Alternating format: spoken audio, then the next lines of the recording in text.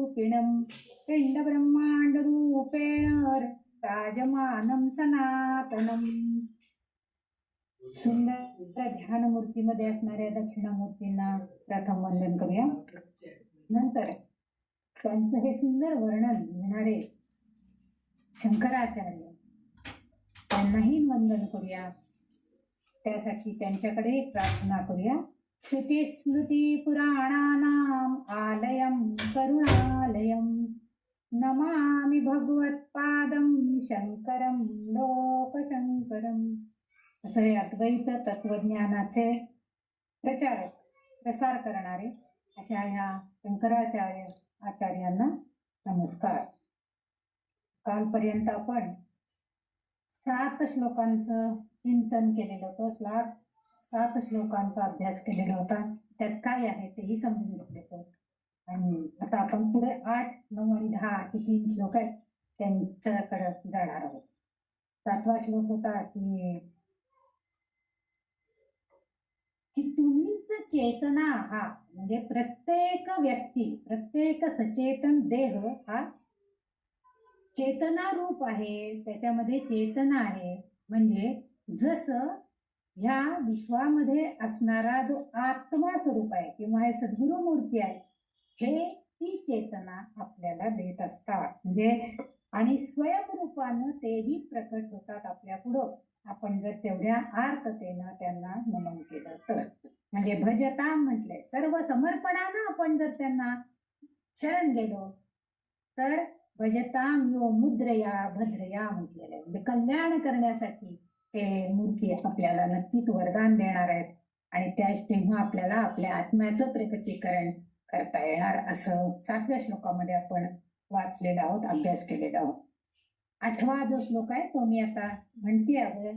विश्वं पश्यति कार्यकारणतया स्वस्वामी संबंधतः शिष्याचार्यतया तथैव पितृपुत्रा द्यात्मना भेदता स्वप्ने जागृति वाय एष पुरुषो माया परिभ्रामितः तस्मै श्री गुरुमूर्तये नमः इदं श्री दक्षिणामूर्तये तस्मै श्री गुरुमूर्तये नमः इदं श्री दक्षिणामूर्तये. आपण कालच्या श्लोकामध्ये बघितलं होतं. आता ह्या श्लोकामध्ये काय सांगतायत आचार्य आपल्याला? विश्वम पश्यती. आता विश्वम पश्यती म्हणजे काय आहे तर इथं या 8व्या श्लोकामध्ये ब्रह्मजननीचं दर्शन, म्हणजे ब्रह्मजननी म्हणजे परब्रह्म्याची जननी म्हणजे आई, म्हणजे ज्यापासून ते निर्मित होते तिचं दर्शनाचं म्हणजे ती कशी आहे त्या रूपामध्ये आचार्य आपल्या पुढे वर्णन करतात. पहिलं जे शब्द आहे विश्व, म्हणजे हे विश्व, हे जग. पश्यती, पश्यती म्हणजे पहा. ते सांगतायत पहा काय आहे. कार्यकारण, कार्यकारण म्हणजे प्रभाव. कार्य म्हणजे ते प्रभाव आणि करण म्हणजे कारण. कार्यकरण स्व, पुढे जे त्यांनी म्हटलंय स्वस्वामी संबंधतः. स्व म्हणजे स्वतःचे, स्वामी म्हणजे गुरु आणि संबंधतः म्हणजे संबंध. तर त्या स्वामींशी आपले संबंध काय कार्यकारण आहे त्याचं, त्याविषयी तुम्ही आता पहा. या जगामध्ये असणारे गुरुमूर्ती जे आहे त्यांच्याकडं पहा. काय कार्यकारण आहे त्यांचं, स्वतःच त्या गुरूंशी काय आपला संबंध आहे. त्याच्या पुढे जाऊन आचार्य सांगताय शिष्याचार्यतया तथैव पितृपुत्रा. आता पुढे त्यांनी फार छान सांगितले. शिष्य आणि आचार्य म्हणजे शिष्य म्हणजे आचार्य, शिक्षक, शिष्य किंवा विद्यार्थी, तसंच पितृपुत्रा पिता पुत्र इत्यादींचं आत्मना. इथं म्हणजे पितृपुत्रा द्यात्मना भेदतः. आपण पिता वेगळा आहे, पुत्र वेगळा आहे म्हणतो, शिष्य वेगळा आहे आणि शिक्षक वेगळा आहे असं आपण म्हणत असतो. म्हणजे आचार्य वेगळे, शिष्य वेगळा.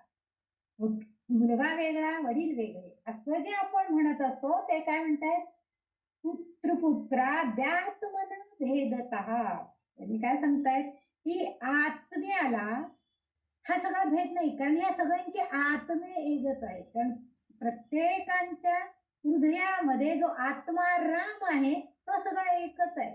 म्हणजे ते सगळे एकाच लेव्हलला त्यांनी आहेत असं सांगण्याचा त्यांचा विचार आहे. म्हणून ते म्हणतात तसं, म्हणजे जसं शिष्य विद्यार्थी हा संबंध, पिता पुत्र हा संबंध, हा आत्म्याला म्हणजे इत्यादींना, म्हणजे आपल्या अंतःकरणामध्ये जो आत्मा राम आहे, जो आत्मा आहे परमात्मा, ते सगळं एकच आहे. ती एकरूपता सगळ्यांच्या मध्ये, म्हणजे तुम्ही वेगळे मी वेगळे, प्रत्यक्षात जरी वेगळे दिसत असलो ते सगळं मायेच्या कारणामुळे आहे, परंतु प्रत्यक्षात मात्र ते एकरूपता आहे.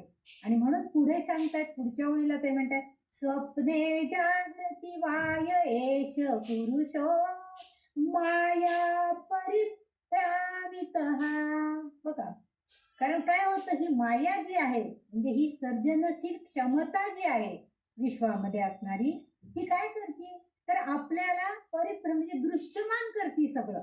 स्वप्ने जागृती, स्वप्न पडायला लागतात आपल्याला, म्हणजे स्वप्नामध्ये आपण नंतर जागे होतो. म्हणजे काल निद्रा, जागृती आणि सुषुप्ती, गाढ झोप वगैरे विषयी आपण भरपूर चर्चा केलेली होती. तर तिथं आपण जेव्हा थोडेशा स्वप्न पडायला लागतं आपल्याला, म्हणजे आपण निद्रावश व्हायला लागतो, थोडीशी झोप आपल्याला यायला लागते, त्यावेळेस स्वप्ने जागृती, म्हणजे स्वप्न पडतंय पण तरीही आपण जागृत आहोत, सजग आहोत. म्हणजे जागेपणामध्ये स्वप्न असणं, अशा प्रकारची आपली त्यावेळेसची परिस्थिती आहे. इकडे तर झोप येते पण इकडे तर आपण थोडेसे जागे आहोत. कोणीतरी हाक मारली, कोणीतरी हलवलं, काहीतरी घडलं तर आपण चटकन जागे होणार, अशी सजगता आहे. स्वप्ने जागृती वाय एष पुरुषो. हा ईश पुरुष म्हणजे काय, ती व्यक्ती की जी अशा स्वप्नामध्ये आहे. ईश पुरुष म्हणजे ती व्यक्ती, माया म्हणजे क्षमता, सर्जनशीलता त्याच्याकडे आहे. माया परिभ्रामितः, ही काय करते आपल्याला, ती दृश्यमान करते, प्रक्षेपित करते, म्हणजे आपल्याला दिसतं. कधी कधी आपोआप बघा, आपल्या जरी डोळे मिटलेले असले, जागेपणी सुद्धा आपण जर डोळे मिटून बसलोच काही कारणासाठी, तर आपल्या समोर काही दृश्य चित्र दिसायला लागतात, दृश्यमान होतात. म्हणजे आपोआप आपण त्या निद्रावस्थेमध्ये थोडस सजग झालेलो आहोत अशी अवस्था आपल्याला येते. म्हणून ते इथं आचार्य सांगतायत की एकरूप होतात. स्वप्नामध्ये काय होतं, तो शिष्य विद्यार्थी, म्हणजे शिष्य विद्यार्थी जो असतो तो आपल्या आचार्यांशी एकरूप होतो. दोघांचे विचार एकमताचे असतात. पिता पुत्र अशी जोडी आपण जर घेतली तर त्याही दोघांचे, वडिलांचे मुलाचे विचार सुद्धा एकरूप होतात. पण म्हणजे आपल्याला ते सगळं दृश्यमान होतं, प्रक्षेपित होतं, आपल्याला सगळं ते देऊन. त्या पुरुषाची, त्या ईश पुरुष, त्यांनी म्हटले वाय एश पुरुष. एश म्हणजे ईश, म्हणजे परमात्मा व्यक्ती जेव्हा आपण म्हणतो, ती व्यक्ती काय करते, ही त्या सगळ्या सर्जनशीलतेनं माया रूपानं आपल्या पुढे ती सगळं प्रगट करते. की अरे तू आचार्य वेगळा म्हणतोय, शिष्य वेगळा म्हणतोय, तसं नाही आहे. आत्मा एकच आहे दोघांचा. पिता वेगळा म्हणतो, पुत्र वेगळा म्हणतो, पण दोन्ही एकच आहे. म्हणजे हे जे आहे दोघांमधला आत्मा एकच आहे, शरीर वेगळे असले तरी, हे सांगायचं म्हणजे विश्वव्यापी परमात्म्याशिवाय दुसरं तिथं काहीच नाही आहे, अशा प्रकारची भावना ह्या श्लोकामध्ये आपल्याला, म्हणजे विश्वव्यापी परमात्म्याने सगळं व्यापून टाकलेलं आहे आणि आपल्या पुढं तो काय करतोय, दृश्यमान करतोय सगळं. पण आपण मात्र त्याला भारावून जातोय, त्याच्यामुळं आपल्याला मात्र ते सगळं दृश्य खरं खरं वाटायला लागतं. आणि म्हणून शंकराचार्य जेव्हा हे दक्षिणामूर्तीचं वर्णन इथं ह्या श्लोकामध्ये, त्यांना ज्ञानाचा स्त्रोत, स्त्रोत म्हणजे प्रवाह, ज्ञानाचा प्रवाह असल्यासारखं हे स्तोत्र आहे की जो जगाला विशिष्ट पद्धतीने पाहतोय. म्हणजे आता जे स्वप्ने जागृती, जागे असताना, स्वप्नामध्ये असताना तुम्ही काय बघताय, मायेच्या जंजाळात अडकताय का तुम्ही आत्म्याच्या शोधाकडे जाताय, हे सगळं आचार्यांना या श्लोकातून आपल्याला सांगायचंय. कारण ज्ञानी व्यक्ती जर असेल तर ती काय असते, डोळस असते. म्हणजे डोळस करणारी ज्ञानी व्यक्ती जर असेल तर त्याला ज्ञान प्राप्त झालेलं असतं. अर्थातच त्यांचे डोळे उघडलेले असतात, याचा अर्थ त्यांना त्या ज्ञानामुळं डोळसपणा आलेला असतो. प्रत्येक कृतीकडं, प्रत्येक व्यक्तीकडं बघण्याची त्यांची दृष्टी बदललेली असते. त्यांना जगदृश्य किंवा दृष्टी, त्यांची जगाकडे बघण्याची, दृश्य बघण्याची दृष्टी ही वेगळीच झालेली आहे. ते स्वतःला, कारण ते सभोवतालचं जग कसं आहे ते पाहतात, ते जगाशी कसे संबंध ठेवतात व इतर लोकांना कसे पाहतात. बघा, एखादे जर खरंच सद्गुरू असतील आणि त्यांच्या सानिध्यात जर आपण शिष्य म्हणून राहिलेलो असेल तर आपल्या लक्षात येतं की ते आपल्याकडे कसं बघतात. म्हणजे मी गुरु आहे, मी श्रेष्ठ आहे म्हणून तुमच्यावरती वर्चस्व गाजवायचं असे ते लोक करत नाहीत. ते विद्वान लोक करत नाहीत, ते तत्वज्ञानी ज्ञानी लोक करत नाहीत. तर ते, अरे तुझ्यात असणारा राम आणि माझ्यात असणारा राम एकच आहे, तुझ्यात असणारा आत्मा आणि माझ्यात असणारा आत्मा एकाच प्रकारचा आहे, तुझ्यात परमात्मा वास करतोय, माझ्यात पण वास करतो आहे, म्हणजे आपण दोघंही एकाच लेव्हलचे आहोत. अशा तऱ्हेनं म्हणजे जगाची ही संबंध ठेवण्याची त्यांची जी वृत्ती आहे ते इतर लोकांना कसे पाहतात. बघा, खऱ्या जे ज्ञानी आणि अतिशय म्हणजे जमिनीवर पाय ठेवून असणारे जे सद्गुरू असतात ते कसे असतात, तर ते सगळे एकाच लेवलने, म्हणजे हा मोठा हा छोटा, हा कमी याच्यातला आहे, हा श्रीमंत नाहीये, हा गरीब आहे, अशी भेदभाव वृत्ती त्यांच्याकडे कधीच नसते. आणि ज्ञानी व्यक्ती जगातील सर्व फरक जे आहेत, जे सर्व जे कल्पना आहे त्या फरकांना स्वतःच्या रूपात पाहतात. म्हणजे ज्ञानी व्यक्ती कधी कधी स्वतः त्या गरीब लोकांच्या बरोबर ते स्वतःलाही गरीबच समजतात, श्रीमंत लोकांच्या बरोबर ते स्वतःलाही श्रीमंत समजतात, अज्ञानी लोकांच्या बरोबर आपणही अडाणी आहोत अशा स्वरूपामध्ये ते राहतात, ज्ञानी लोकांच्या बरोबर संभाषण करताना ते आपण पण ज्ञानी आहोत अशा स्वरूपामध्ये म्हणजे ते फरक असा करतच नाही. सगळे एकत्व भाव, अद्वैत भाव जो आहे म्हणजे द्वैत भावा काढून टाकून अद्वैताकडे नेण्याचं कामाची दृष्टी हे ज्ञानी लोकांच्याकडे असते. त्यामुळं ते एक कारण, कारण आणि परिणाम ते विचार करत नाही. काय कारण आहे बरं याच्यासाठी, काय परिणाम होईल बरं त्याचा, हा फरकच त्यांच्याकडे नसतो. जे आहे ते घडते त्याच्याच वरती ते फक्त विचार करत असतात. त्यामुळं शिक्षक विद्यार्थी, पिता पुत्र हे सगळं मायेद्वारे ते प्रभावित होतंय आपल्या पुढं, याची जाणीव त्यांना होतो. तो कोण असतो तर ब्रह्मज्ञानी असतो. म्हणजे तो स्वतःचे एकत्व पाहतो. अशा त्या जगन्यंता गुरुस्वरूपामध्ये असणाऱ्या दक्षिणामूर्तीला आपण नमस्कार करतो की तेव्हा आपल्याला ब्रह्मज्ञान प्राप्त व्हायचंय. म्हणजे जर खरा ब्रह्मज्ञानी असेल तर त्याला दक्षिणामूर्तींची कृपा होणारच. अर्थातच काय होणार, त्यांच्यावरती कृपा झाली की आपोआपच त्यांना परब्रह्म्याचं ज्ञान, परब्रह्मज्ञान प्राप्त झालेलं असतं. त्याच्यानंतर आणखीन एक गोष्ट त्यांनी आपल्या या श्लोकामध्ये सांगितलं, स्वस्वामी संबंधता. स्वस्वामी, स्वतः म्हणजे मालक आहे आणि म्हणजे स्वामी आहेत, गुरु आहेत, मालक आहेत अशा अर्थाने, आणि सेवक अशा अर्थाचा संबंध जरी असला तरी काही ठिकाणी बघा, घरात जरी कामाला लोक असले, नोकर चाकर, तरी सुद्धा त्या नोकरांना आपण घरच्यासारखंच मानायचं असतं. घरच्यासारखं, ती नोकराणी आहे किंवा तो नोकर आहे म्हणून त्याला नोकरासारखी वागवायची काहीच गरज नाही.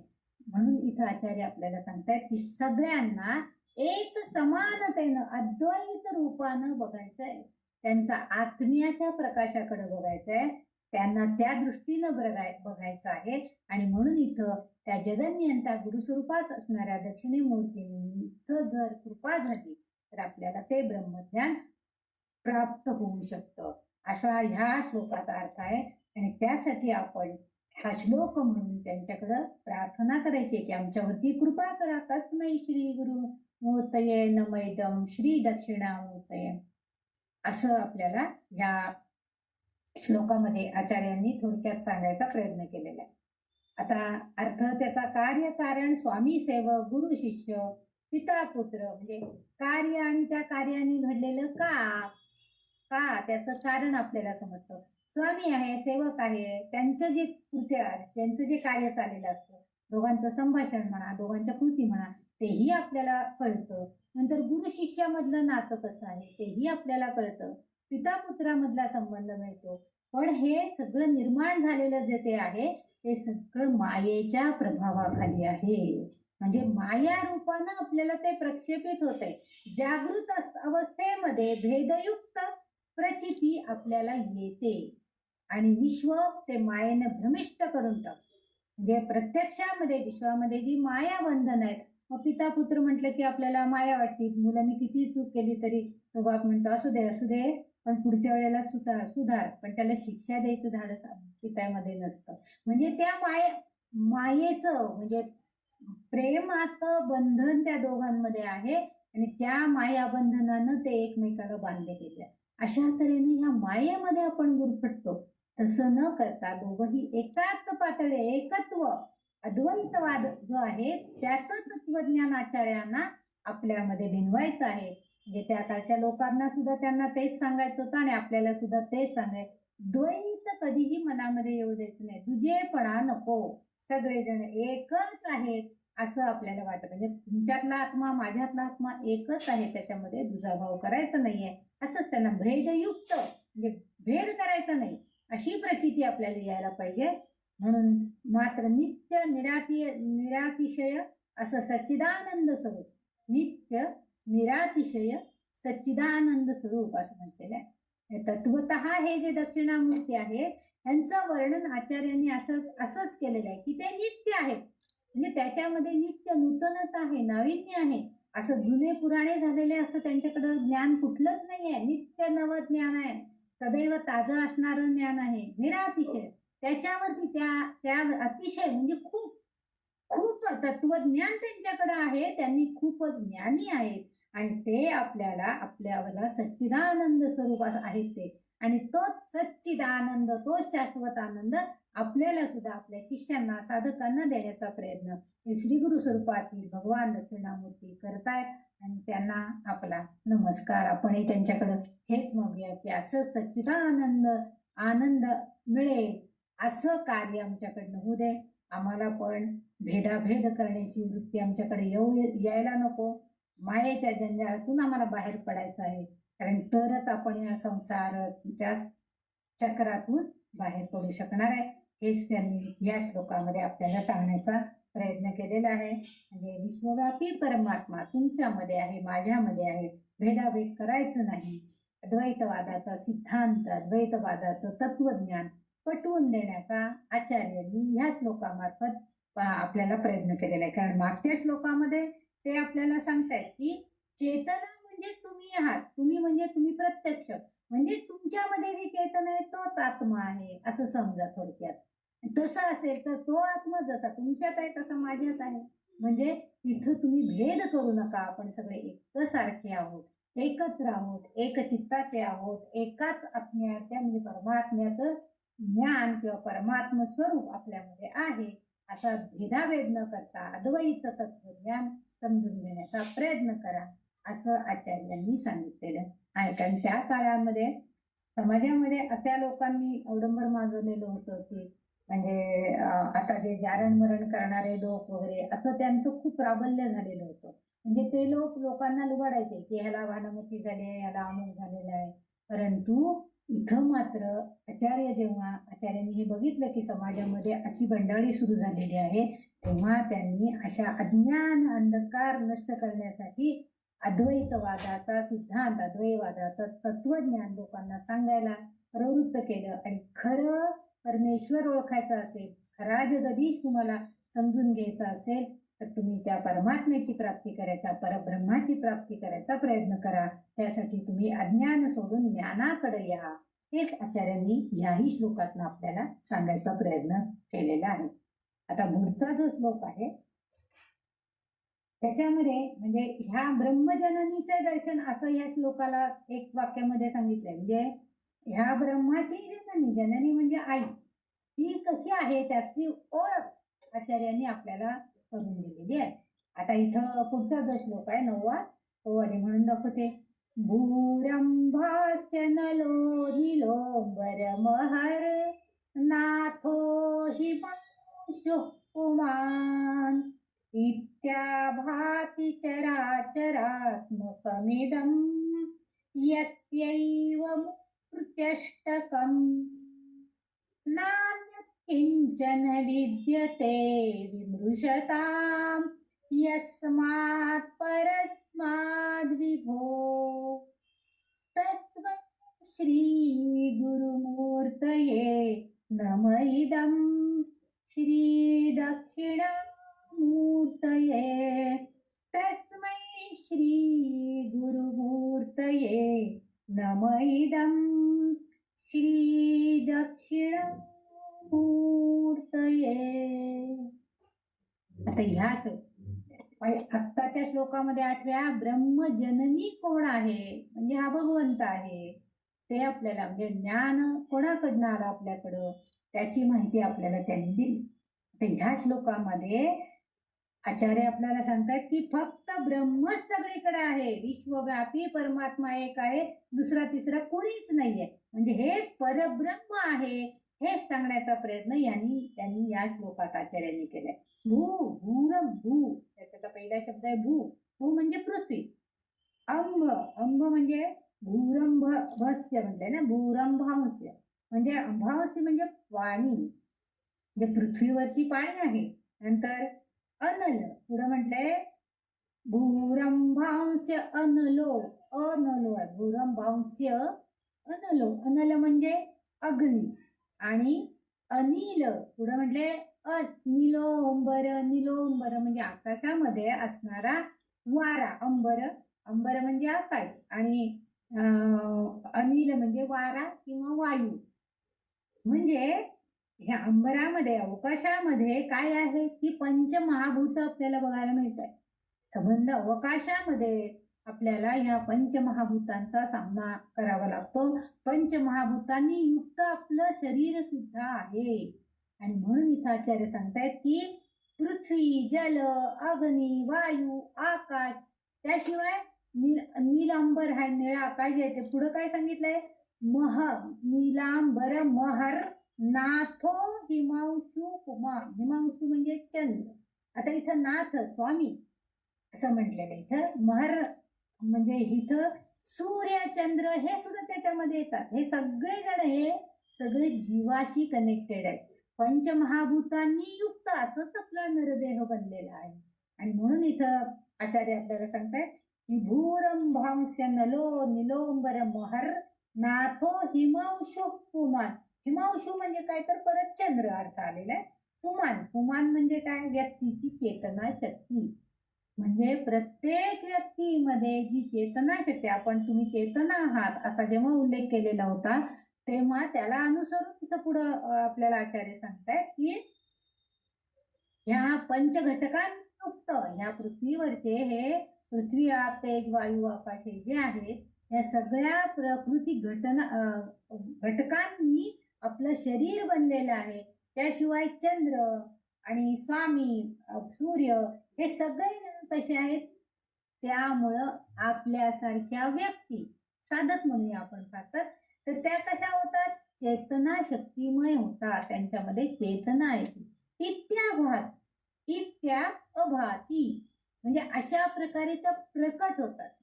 म्हणजे बघा आपल्या शरीरातला अग्नी केव्हा प्रकट होतो, आपल्याला भूक लागली की आपल्याला कळतं आपल्याला भूक लागली, म्हणजे आपल्या शरीरातील अग्नी प्रज्वलित झालाय हे आपल्याला कळतं. मग आपण अन्नाचं त्याच्यावरती अन्नाचं हवन करतो. म्हणून आपण वदनी कवळ घेता नाम घ्या श्रीहरीचे सहजवन होते, नाम घेता कुकाचे जीवन करी जीवित्वा, अन्न हे पूर्ण ब्रह्म उदर भरण नव्हे. जाणी जे यज्ञकर्मामध्ये जशी आहुती घातली जाते तशी आपल्या उदरामध्ये आपण आहुती घालत असतो, म्हणजे अन्न खात असतो. तसंच आपल्या शरीरामध्ये पाणी सुद्धा आवश्यक आहे. मग निरनिराळ्या मार्गाने म्हणजे स्त्राव जे आपल्या शरीरातून बाहेर पडतात ते सगळे पाण्याचेच असतात. म्हणजे पाण्याने भरपूर शरीर आहे, कारण रक्त पातळ राहणं हे आपल्यासाठी गरजेचं असतं. ते पातळपणा येण्यासाठी द्रव म्हणजे पाणी हवं शरीराला, म्हणून पाणी आहे आपल्या शरीरामध्ये. अग्नी आहे. आता पृथ्वी म्हणजे जडत्व आपलं जे आहे, आपण कधी कधी खूप जाड माणसं असतात, कधी बारीक असतात, काही काटक असतात. ही सगळी जी आपली शरीरातली हाडं बिडं आहेत ही सगळी पृथ्वी तत्वामध्ये येतात, जड तत्वामध्ये येतात. नंतर वायू बघा आपल्याला सुद्धा अपान वायू वगैरे हे आपले कधी कधी येतात बाहेर, ढेकर येते, वायू सुटतात, हे जे सगळे आहे म्हणजे वायू रूपामध्ये आपल्या देहामध्ये सुद्धा सगळं आहे. हे आहे म्हणून काय म्हणतात, इत्या आभाती हे सगळे प्रगट होतात. कुठं, चर आणि आचर. म्हणजे हे सगळे आता आपल्या शरीरातून हे जेव्हा बाहेर पडतात, समजा वायू बाहेर पडला, ढेकर आली, तर कसं होतं आपल्याला दिसतं, ते प्रगट होतो. ढेर पोट भरलं की आपोआप ऑफ करून आपण मोठी ढेकर देतो, किंवा कधी कधी कोणाकोणाला भूक लागली तरी सुद्धा ढेकर यायची सवय असते. ही जी म्हणजे वायू जो आहे तो आपला बाहेर येतो.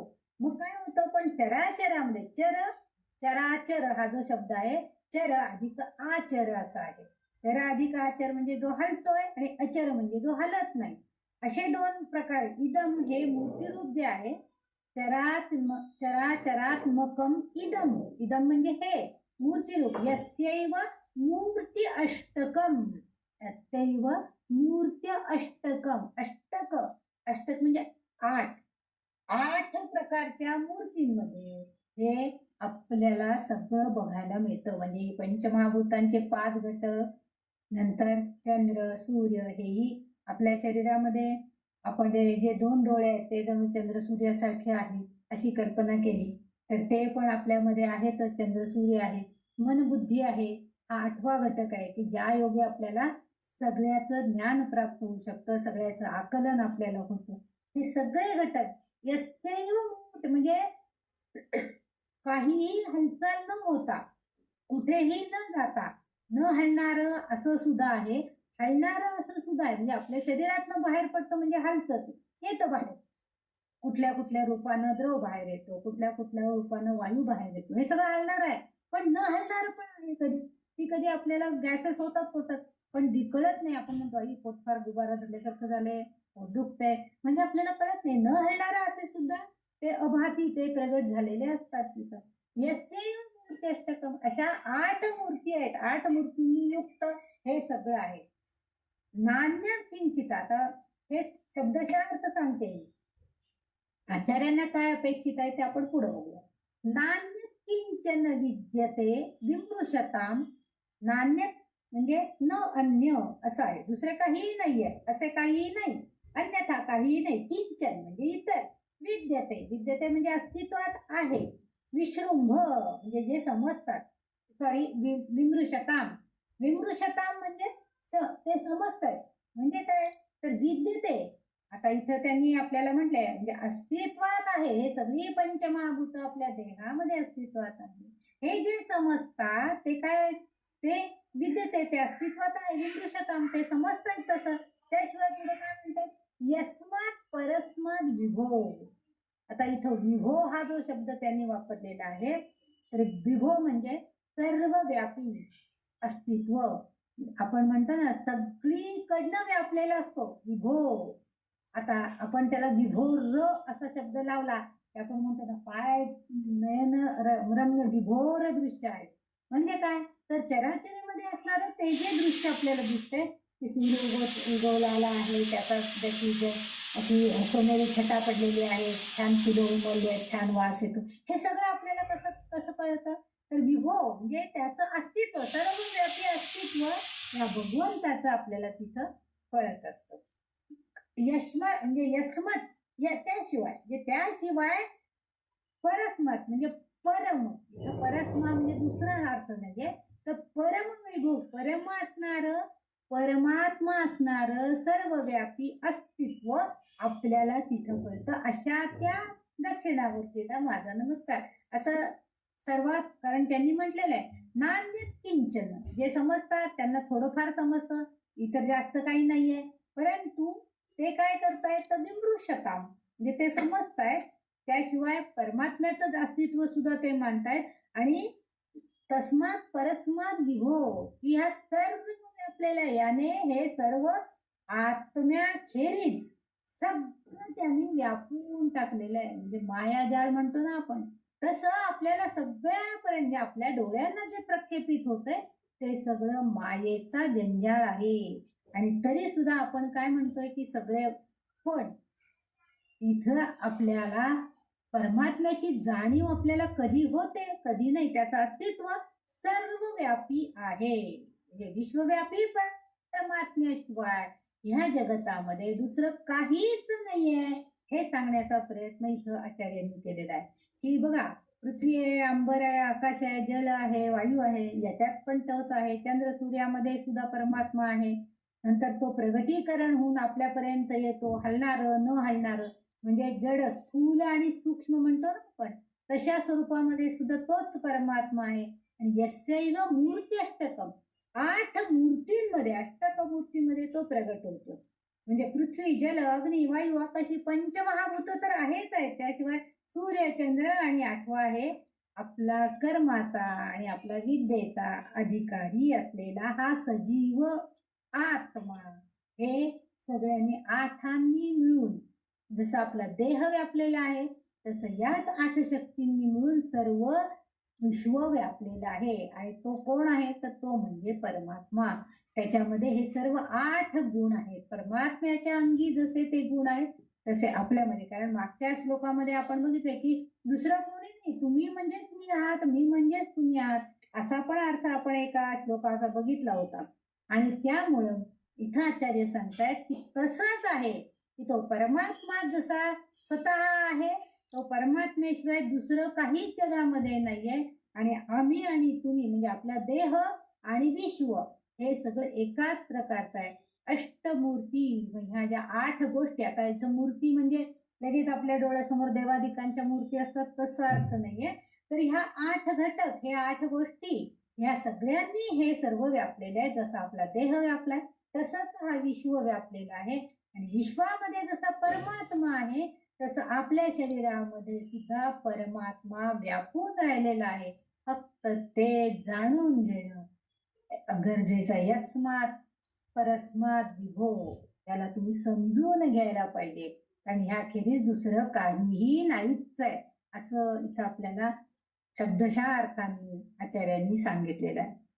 आणि इथं हीच गोष्ट आचार्यांना पुन्हा पुन्हा आपल्याला सांगायची आहे की दक्षिणामूर्ती जे आहे त्यांचं वर्णन त्यांनी इथं ब्रह्म म्हणून केलेलं आहे, म्हणजे परमात्मा म्हणून केलेलं आहे.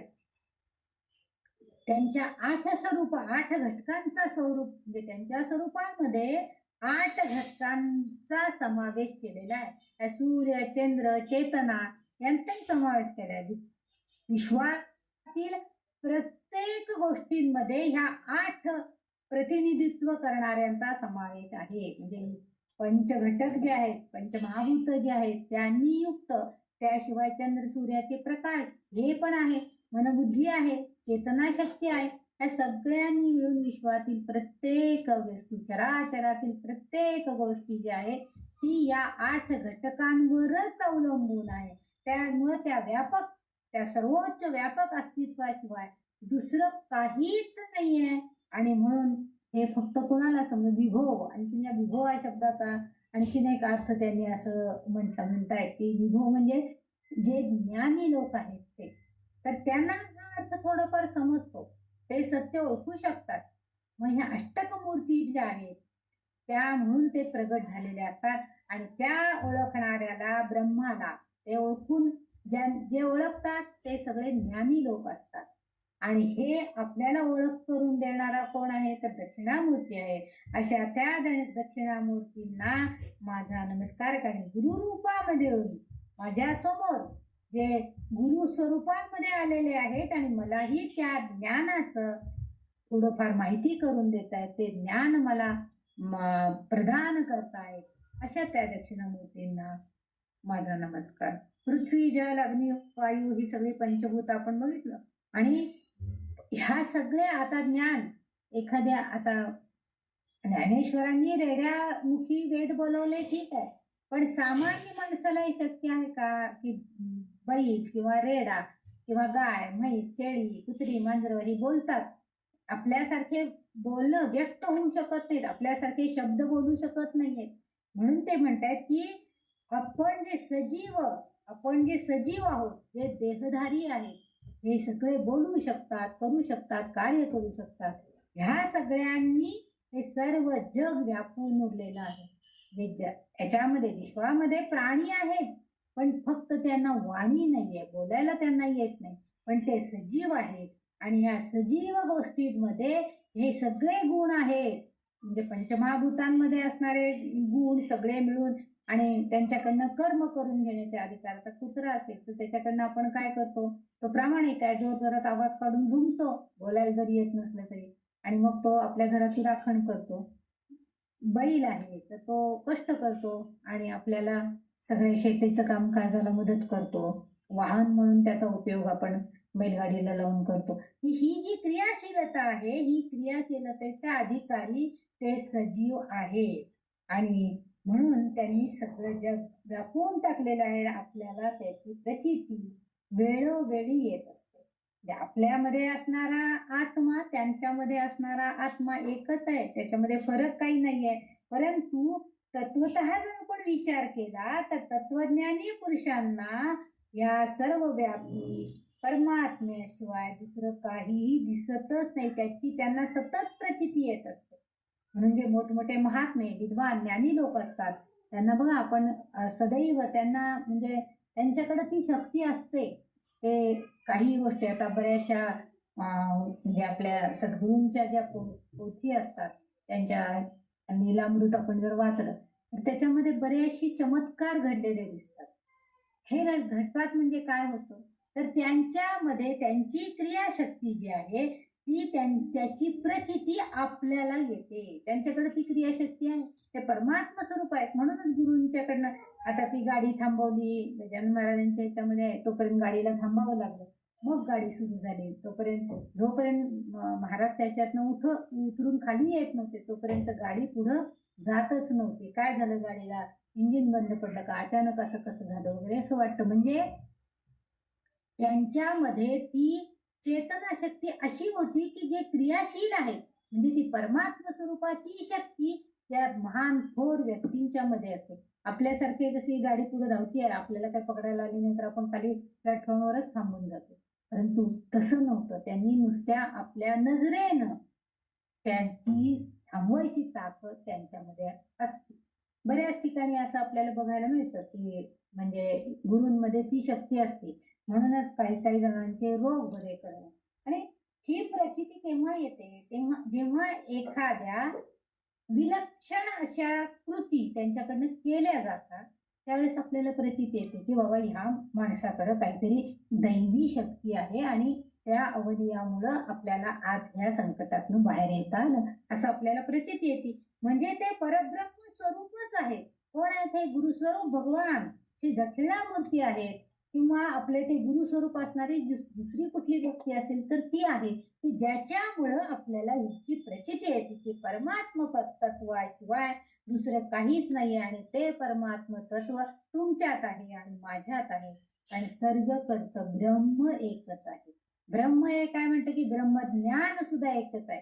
मग त्या सद्गुरु स्वरूपामध्ये त्या परब्रह्म स्वरूपामध्ये जर ते ज्ञान आहे तर ते ज्ञान आपल्यामध्ये सुद्धा यायला, अर्थात सद्गुरूचं बोट पकडायला पाहिजे, त्याच्याबरोबर चालायला पाहिजे, त्याच्यासारखं ज्ञान संपादन करण्याचा प्रयत्न केला पाहिजे, तेवढी तपश्चर्या करायला पाहिजे, तेवढी साधना केली पाहिजे.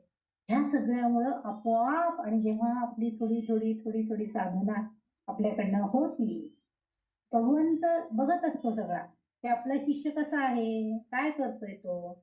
मग कल्याण स्वामींचं नेहमी गोष्ट सांगतात की सगळेजण म्हणायचे की हा काय नुसतं आपला म्हणजे खूप भलेलठ्ठ झालेला आहे आणि सगळी ताकदीची कामं हा करतो, ह्याला हे दासबोधातलं तत्वज्ञान ह्याला काही माहिती नसते असं वाटायचं सगळ्यांना, त्यांच्या इतर शिष्यांना समर्थांच्या. पण एक दिवस त्यांनी समर्थांनी कल्याणला बोलवलं आणि सांगितलं की अरे ते अमकं काय रे, त्याचा जरा अर्थ सांग.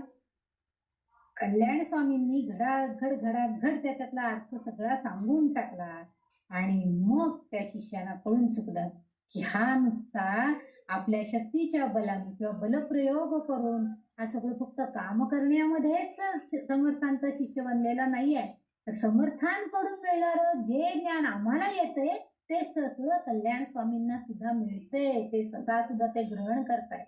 म्हणजे ते कल्याण स्वामी सुद्धा समर्थांच्या इतकेच व्हायला लागले. ते त्यांची पावर परमात्म शक्ती जी आहे ती त्यांच्यामध्ये सुद्धा होती आणि त्या मार्फत त्यांनी प्रकटीकरण त्यांचं त्या वेळेला झालं आणि मग लोकांना कल्याण स्वामींची गोष्ट म्हणजे हे माहिती कळलेली आहे. नंतर मग कल्याणाच्याकडनं स्वामींनी समर्थांनी श्लोक वगैरे लिहून घेतले, दासबोध लेखन, म्हणजे हे सगळ्या गोष्टी नंतरच्या आहेत. पण आधी एक चांगला शिष्य, पण त्यांनी त्या सद्गुरूंना चांगलं ओळखलेलं होतं आणि त्याची प्रचिती त्यांनी इतर शिष्यांना दिली.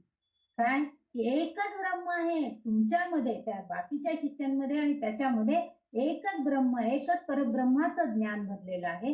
त्याच्याकडे ते आहे, तुमच्याकडे ते आहे. फक्त त्याची प्रचिती, त्याचं प्रकटीकरण तेव्हा झालं आणि कल्याण जो काम करणारा त्यांचा शिष्य होता तो कल्याण स्वामी बनला. स्वामी म्हणजे रामदास स्वामी तर होतेच होते, पण यांना सुद्धा आता लोक कल्याण स्वामी म्हणायला लागले. म्हणजे तेवढी ताकद, तेवढी त्यांची शक्ती, क्रियाशक्ती, ज्ञानशक्ती त्यांच्यामध्ये आलेली होती. म्हणून अशा तऱ्हेने हे जसे गुरु जे आहेत ते आपल्याला ही ज्ञान मिळवून देतात, हे ज्ञान आपल्याला प्राप्त करून देतात. अशा त्या गुरुमूर्तींना माझा नमस्कार. आणि हे त्याच्यासाठी आपल्याकडे काय हवं? आपल्याकडे दृढता हवी, तेवढी पात्रता आपण निर्माण करायला पाहिजे. आपली तपश्चर्या, आपली साधना वाढवायला पाहिजे. आपल्याला जरी नुसतं आपण ब्रह्म एक आहोत, तुम्ही एक आहेत, गुरु आणि मी, माझ्यामध्ये असणारं आणि गुरुमध्ये असणारं तत्व एकच आहे ब्रह्मरूप, परंतु त्याची प्रचिती येण्यासाठी आपल्याला आपलं ज्ञानशक्ती वाढवून त्या ज्ञानाच्या डोळ्यांनी ते पाहायला शिकलं पाहिजे. तरच आपल्याला त्या परब्रह्म्याचं ज्ञान होणार आहे. आणि मग आपण आणि गुरु एकच तत्वाचे आहोत. गुरु तत्व त्यांच्या जवळ आहे, पण ते आपल्यात सुद्धा आपल्याला मिळू शकतं, याची प्रचिती आपल्याला येईल.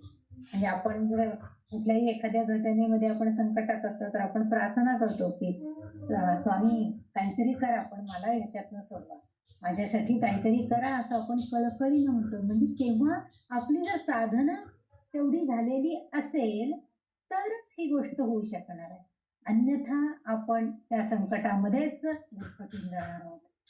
पण तेव्हा आपल्याला आपली गुरुशक्ती, गुरुतत्व आपल्या पाठीशी उभं राहतं आणि आपण त्या संकटातून बाहेर येतो. म्हणून इथं आपल्याला आचार्य सांगतायत की त्या आपण म्हणजे विश्वव्यापी परमात्म्याशिवाय दुसरं इथं काहीच नाहीये.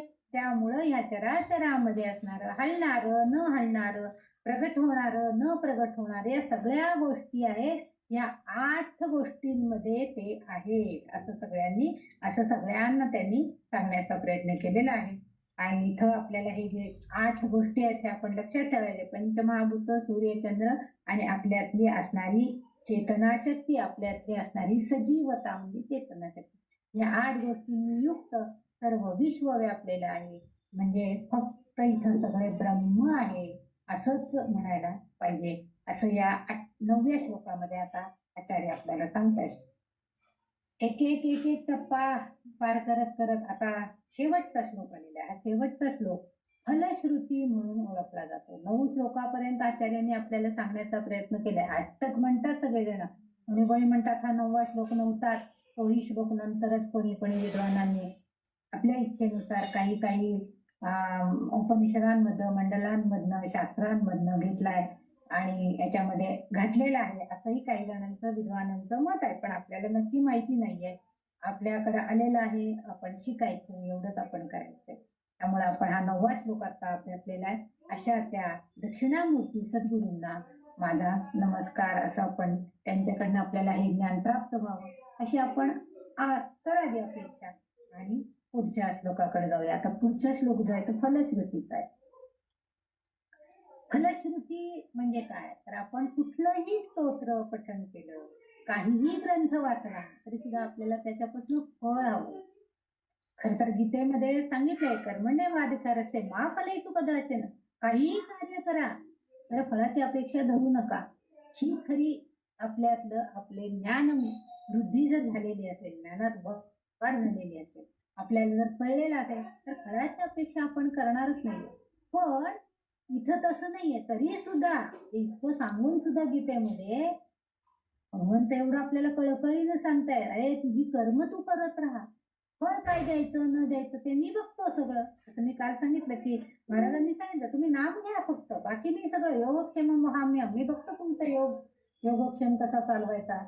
मग आपण म्हणतो की हो काय करायचं, अगदी काही खूप अडचण आली होती, पण तरी सुद्धा अचानक ते मागून मी कुठल्या तरी पोस्टात ठेवलेले पैसे होते ना भरलेले, ते लक्षात आले आणि काढून आणले आणि आमची नळ भागली, हे सांगतो. किंवा कोणीतरी अचानक येऊन कशाचे तरी तुमच्याकडनं मागं मी 100 रुपये उसने नेते, हे घ्या, असं देतात. म्हणजे भगवंत प्रत्यक्ष जरी तिथं येऊन तुमच्यासाठी काही करत नसला तरी कोणत्या ना कोणत्या मार्गाने तुमची अडचण दूर करण्याचा प्रयत्न नक्कीच करत असतो. कोणत्या ना कोणत्या काळात जसं हल्ली सांगतात म्हणजे आई म्हणजे कोण आहे तर परमेश्वर जिथं परमेश्वराचे हात जिथं पोहोचत नाही तिथं आईचे हात पोहोचतात. म्हणजे आई त्या बालकाचं सांभाळ करते. म्हणजे परमेश्वरावर सोपवून दिलं तर तोही करेल, पण आई त्याच्या रूपामध्ये येऊन तुमचं सगळं लाडकोड करत असते. असे बऱ्याच वेळा व्हॉट्सअपला याबाबत संदेश येत असतात आणि खरं आहे ते. परमेश्वर प्रत्येक ठिकाणी जाऊ शकला नाही तर पण आईच्या रूपामध्ये तो येऊ शकतो आणि तो आपल्या बालकाचं संरक्षण करू शकतो. ह्या श्लोकामध्ये तसंच फलश्रुती म्हणून या श्लोकात म्हणजे आपण जर ह्या स्तोत्राचं पठण केलं, वाचन केलं, समजावून घेतला, पाठ केला तर त्याचे आपल्याला काय फळ मिळणार आहे यासाठी या ह्या श्लोकामध्ये फळाचं तुम्हाला काय मिळणार आहे या फळामधनं फलश्रुती म्हणूनच आहे. त्यामुळे तुम्हाला याच्यातनं काय मिळणार आहे हे या श्लोकामध्ये सांगायचं आचार्यांनी प्रयत्न केलेला आहे. कारण आतापर्यंत आचार्य आपल्याला फक्त उपदेश करतायत. हे सगळं आहे बाबा, हे तुम्ही शिका, हे तुम्ही मान्य करा, हे तुम्ही जाणून घ्या. 9 श्लोकांचा अर्थ आपण आता जाणून घेतलाय. 10व्या श्लोकामध्ये आचार्य आता हा आचार्यांचा श्लोक आहे असं आपण म्हणूया, जरी विद्वान म्हणत असले की कुठल्या तरी कोणीतरी दुसऱ्यांनी लिहिलाय, पण नाही आचार्य. कारण आपण आतापर्यंत माहिती कनकधारेच्या स्तोत्रात बघितलं, शेवटचे ते पंचाक्षर नक्षत्रमालामध्ये बघितले, तरी बघ आचार्यांचे अनेक स्तोत्र आहेत. त्या सगळ्यांमध्ये शेवटी त्यांनी फलश्रुतीचा एक एक श्लोक दिलेलाच आहे. असा आता पंचाक्षर हे ओम नमः शिवायचं ते पंचदशाक्षरी मंत्र घेतला कुठलाही तर त्याच्यामध्ये फलश्रुती ही असतीच. तशी फलश्रुती ह्या श्लोकाची आहे. आचार्य काय सांगतायत आपल्याला, सर्वात मत्वमिति स्फुटीकृतमिदं यस्मादमुष्मिन् स्तवे तेनास्य श्रवणात् दतर्थ मननात् ध्यानाच्च संकीर्तनात् सर्वात्मत्व महाविभूतिसहितं स्यादीश्वरत्वं स्वतः सिद्ध्येतत् पुनरष्टधा परिणतं चैश्वर्यमव्याहतम् सिद्ध्येतत् पुनरष्टधा परिणतं चैश्वर्यमव्याहतम्. फार सुंदर फलश्रुती आचार्यांनी आपल्याला इथं सांगितले आहे की तुम्ही जर ह्या दक्षिणामूर्ती स्तोत्रातल्या ह्या 9 श्लोकांचं पठण केलं, ते जाणून घेतलं, अर्थ विचारात घेतला, त्याचं त्यांनी म्हटलं मननात आणि ध्यानात आणि संकीर्तनात, श्रवण, मनन, ध्यान आणि संकीर्तन या 4ही गोष्टी करायला सांगितल्या दुसऱ्या वेळेला.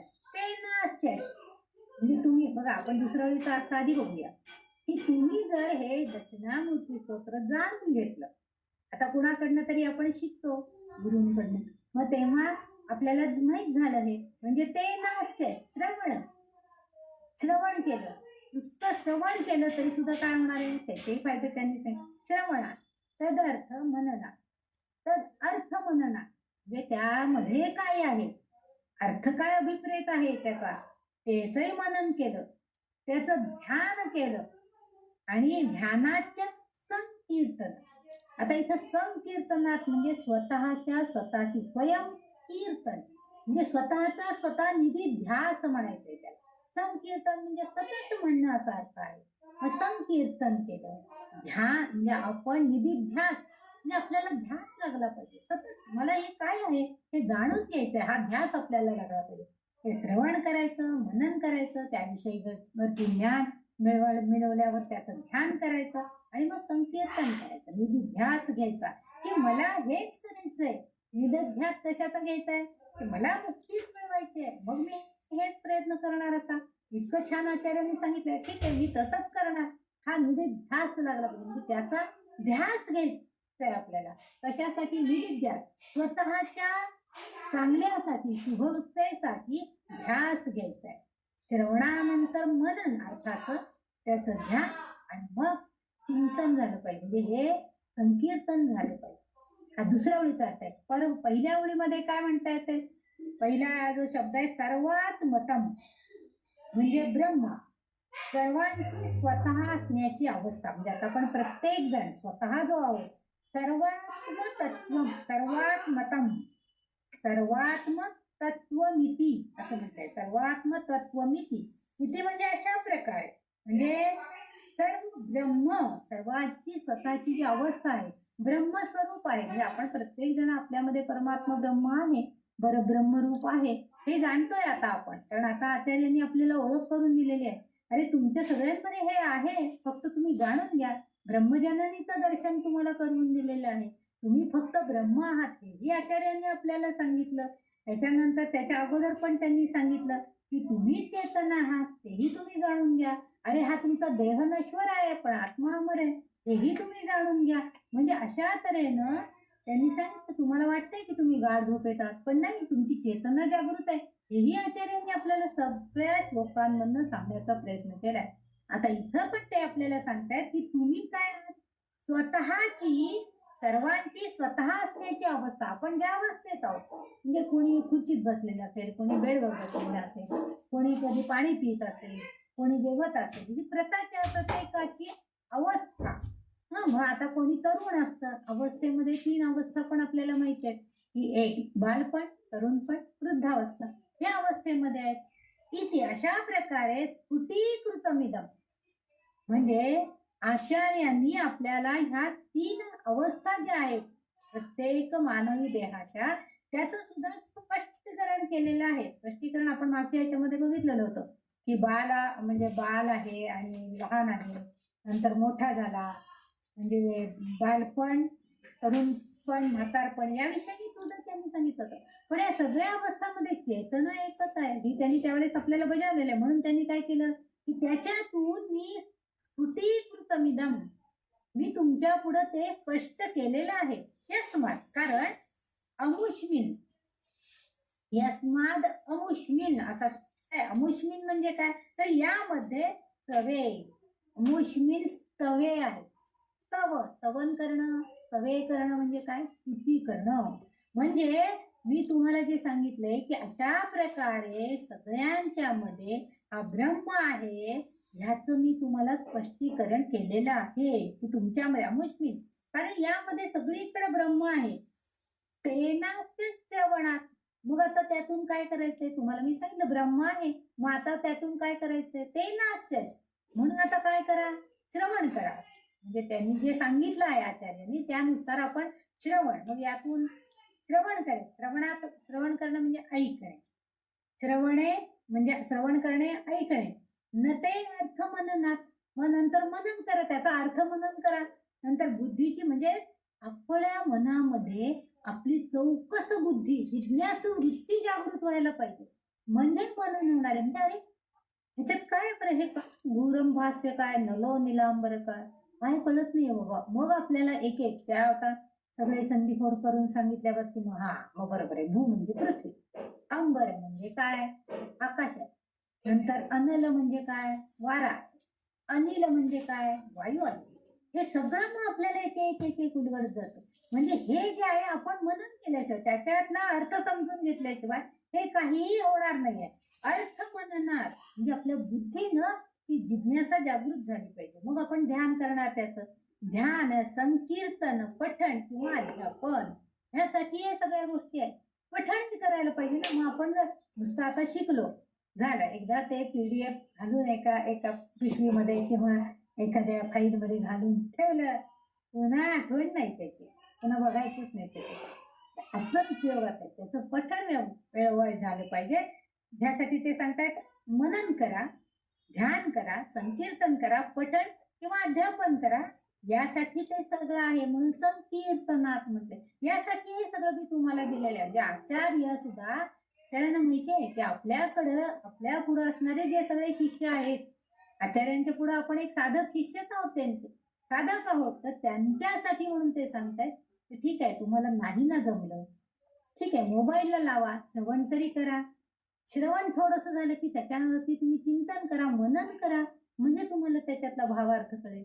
भावार्थ कळला की मग तुमचं ध्यान त्याच्यामध्ये जाईल. होय, आचार्य सांगत होते बरं का की तू ब्रह्म आहेस, तुझ्यामध्ये चेतना आहे, म्हणजे विश्वव्यापी परमात्मा सगळीकडे आहे, त्याच्याशिवाय दुसरं काही नाहीये. आचार्यांनी सांगितलंय बरं का.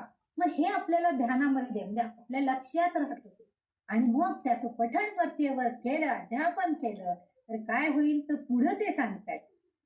हे सगळं आपल्याला करायला प्रवृत्त केलेलं आहे आचार्यांनी अगोदर. तुम्ही हे करा.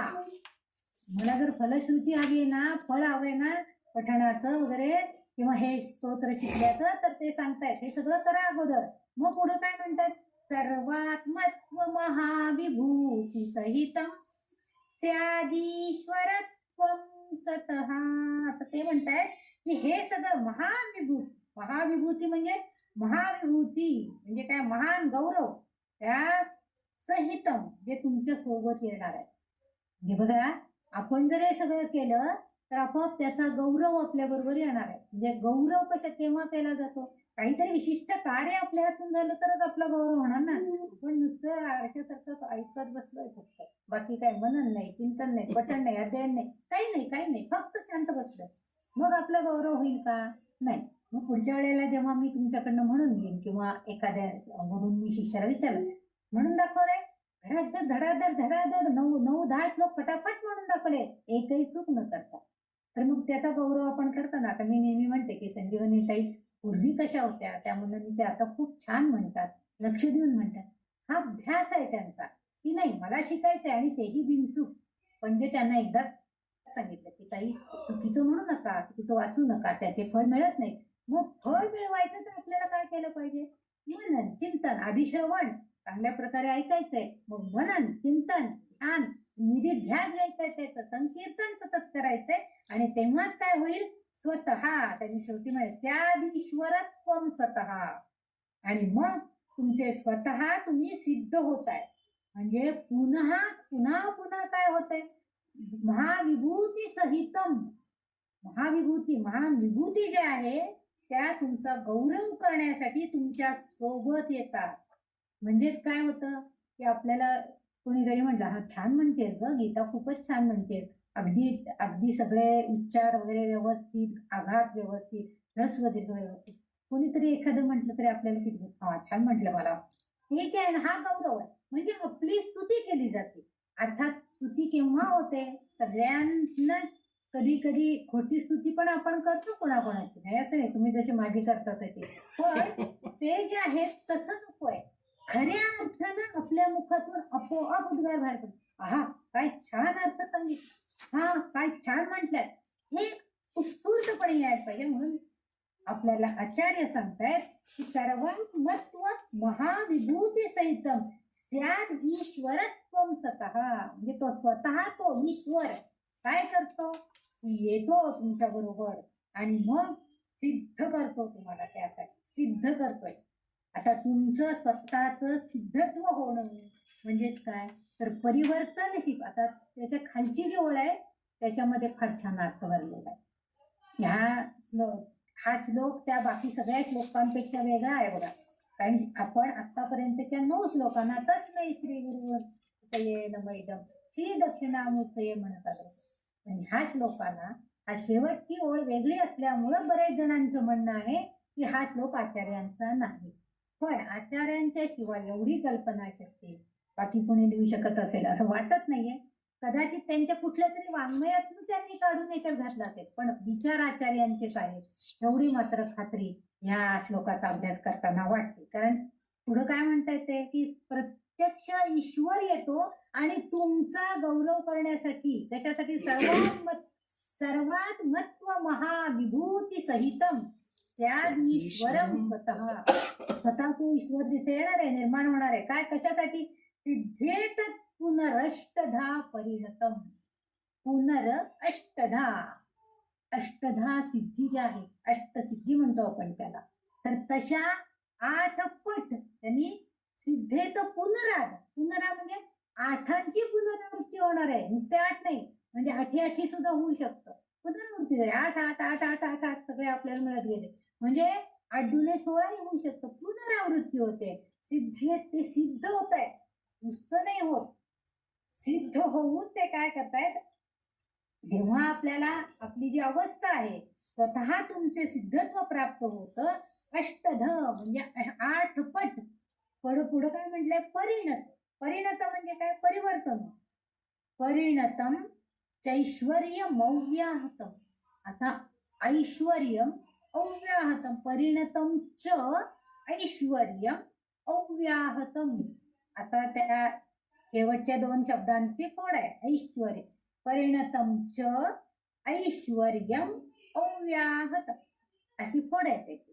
म्हणजे सतत, म्हणजे ते प्रभू, आता ईश्वर म्हणजे प्रभू, तो काय करतोय? कोणत्याही अडथळ्याशिवाय अव्याहतपणे. आता अव्याहत काय होतं? पाणी अखंड अव्याहत वाहत असतं, पण आपण जर त्या नळाला पंप बंद केला तर पाणी वाहायचं थांबणार आहे. म्हणजे काय होणार आहे? त्याला अडथळा निर्माण करणार आपण. पण इथं आपली ज्ञानाची गंगा जी आहे ती मात्र आपले हे सद्गुरू, आपले आचार्य हे आपल्या पुढे अव्याहत वाहत आहेत. अव्याहतपणे आपल्या पुढे सांगतायत. ते ज्ञान सगळं आपल्याला मिळवून देण्याचा प्रयत्न करतायत. आणि म्हणून त्यावेळेस काय? परिणतम म्हणजे परिवर्तन होतं आपल्यामध्ये. त्यांचं सहाय्य मिळालं, त्याच्या पुढे कुठे अडथळा आला नाही आपल्या कार्यामध्ये, आपण करणार असणाऱ्या पठण, श्रवण आणि निधिध्यास याच्यामध्ये, तर काय होतंय? आपण त्या महान विभूती असणाऱ्या ईश्वराकडनं स्वतः तो सर्वात्मत्व म्हणजे सर्व तत्वज्ञानात्मक जे माहिती आहे, तत्वज्ञान जे आहे ते सगळं काय करतंय? 8 पट अष्ट, त्याने सिद्धेत पुनरष्टधा म्हणजे पुन्हा पुन्हा 8 पटपणे आपल्याला कोणत्याही अडथळ्याशिवाय आपल्याला आशीर्वाद मिळणार आहे. इथं स्याद ईश्वरम स्वतः, तो तुमच्यावरती काय करणार आहे? आशीर्वादात्मक भाग देणार आहे, तुम्हाला आशीर्वाद देणार आहे, असं ह्या ओळीचा अर्थ आहे. म्हणजे म्हणून हा जो भगवंत आहे तो काय करतो? स्याद ईश्वरत्वम म्हणजे तो ईश्वर, स्याद ईश्वरम, स्याद ईश्वरत्वम म्हणजे ईश्वर तत्व जे आहे ते तत्व काय करतंय? स्वतः ते तत्व तुमच्यामध्ये परिणत करतं, म्हणजे तुमच्यामध्ये प्रवाहित करतं ते तत्वज्ञान.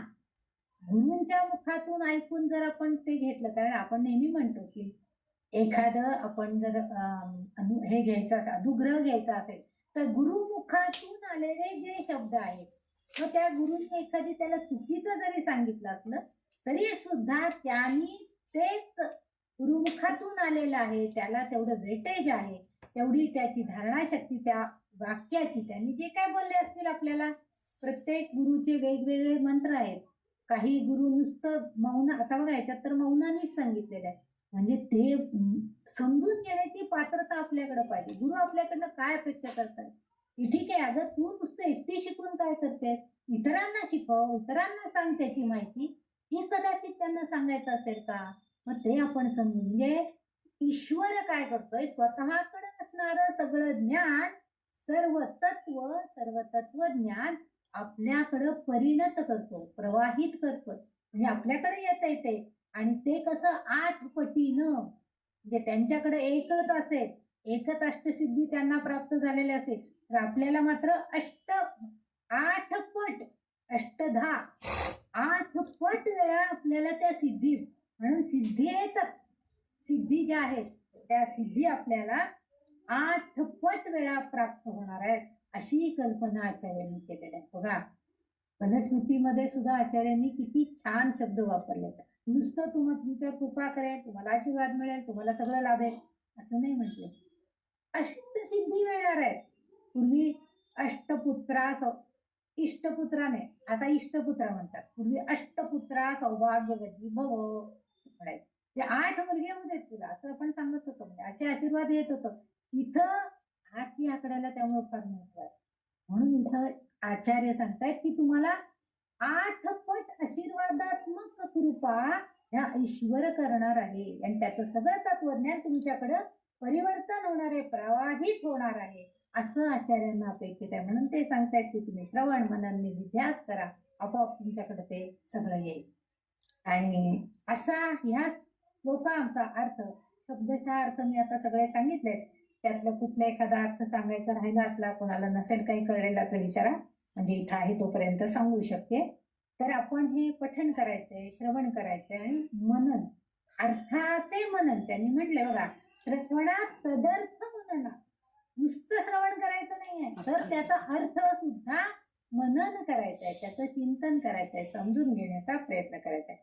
म्हणजे स्तोत्रातील सर्वात स्वरूपी तत्वाचं जे स्पष्ट प्रतिपादन या श्लोकामध्ये केलेलं आहे. म्हणजे स्तोत्रामध्ये त्यांना जे काय सांगायचं आहे तत्वज्ञान, अद्वैत तत्वज्ञानाचं जे पताका घेऊन आचार्य निघालेले आहेत आपल्या सगळ्यांना त्या स्तोत्रांमधून सांगायला, तर त्यापैकी ते तत्वज्ञान आचार्यांनी आपल्याला सांगितलंय की सर्वात स्वरूपी तत्वाचं स्पष्ट आचार्यांनी ह्या श्लोकामध्ये सुद्धा प्रतिपादन केलेलं आहे. स्तोत्रामध्ये त्यांनी प्रत्येक ठिकाणी मी एक एक एक एक त्या महत्व सांगितलं श्लोकाचं, त्यानुसार आणि ह्या श्लोकामध्ये आता पुढचं सांगतायत काय बघा, की हे स्तोत्र, आता त्यांनी स्तोत्राचं महत्व सांगितलंय, आतापर्यंत त्या श्लोकाचं महत्व सांगितलं. आता आचार्य सांगतायत हे श्लोक जर तुम्ही पाठ केले म्हणजे सांगतायत बघा, श्रवण केलं, अर्थाच्या मननानं, संकीर्तनानं, निधिध्यासानं, पठणानं महाविभूतीसह सिद्ध असलेल्या ईश्वर तत्वाचा आपल्याला लाभ होईल. बघा किती छान शब्दामध्ये आचार्यांनी आपल्याला सांगितले की ईश्वरी तत्व आहे त्याचा लाभ आपल्याला होणार आहे, पण कसं, महाविभूतींसह म्हणजे महातत्वज्ञानी जे लोक आहेत त्यांच्याकडनं असणाऱ्या सर्व ज्ञानांसह आपल्याला सिद्ध करणार आहेत. हे स्तोत्र जर आपण पठण केलं तर ह्यामुळं आपल्याला ती सिद्धता प्राप्त होणार आहे आणि आपल्याला लाभ होणार आहे. त्याचबरोबर अष्टसिद्धींचा अव्याहत स्वरूपामध्ये लाभ होणार आहे. तर जो हा त्यांनी शब्द वापरल्यानंतर मग अव्याहतम हा जो शब्द वापरलाय, हे कोणताही अडथळा न येता अव्याहतपणे सातत्यानं आपल्याला या अष्टसिद्धींच्या रूपामध्ये लाभ होणार आहे, असं ह्या श्लोकाचा शब्दशः अर्थ आहे आणि आचार्यांना तेच अपेक्षित आहे. त्या श्लोकाविषयी जे काय आहे ते थोडंसं आणखी सांगते. मी आधी पण बोलले आहे की हा श्लोक नंतरच्या आहे, म्हणजे खरं म्हणजे हे दक्षिणामूर्ती अष्टकम म्हणूनच प्रसिद्ध आहे. जरी 9 श्लोक असले तरी अष्टकम म्हणूनच त्याची कीर्ती आहे. कदाचित हा नंतरच्या मजकुरात जोडला गेलेला हा श्लोक असावा असं काही विद्वानांचं मत आहे. त्यांचं म्हणणं आदि शंकराचार्यांनी लिहिलाच नाही, कारण या श्लोकाची रचना त्यांचं म्हणणं 9 श्लोक जशा स्वरूपामध्ये लिहिले गेले तसा हा दावा नाहीये, परंतु हा फलश्रुतीचा श्लोक आहे त्यामुळं त्याच्यामध्ये हा थोडाफार मजकुरामध्ये बदल होणं किंवा त्या स्वरूपामध्ये बदल होणं साहजिक आहे. पण त्या लोकांनी त्या नुसार असं वक्तव्य केले विद्वानांनी, त्या त्यांचा नाही आहे. ठीक आहे, नसलं तरी आपण आता फलश्रुती म्हणून आपण अभ्यासलेला आहे. त्यांचं असं म्हणे श्लोकांपेक्षा आहे हा वेगळी रचना केलेली आहे. ज्ञानी आपल्याला आत्म्याला या मजकुराचा अभ्यास करण्याची आवश्यकता नाही असं समजतात. म्हणजे ज्ञानी लोक जे आहेत विद्वान, हे जे आता टीकाकार असतात हे स्वतःला विद्वान समजतात, ज्ञानी समजतात. त्यांना वाटतं काय हे असलं काय अभ्यास करायचा, या मजकुरांचा अभ्यास करण्याची काय आवश्यकता नाही.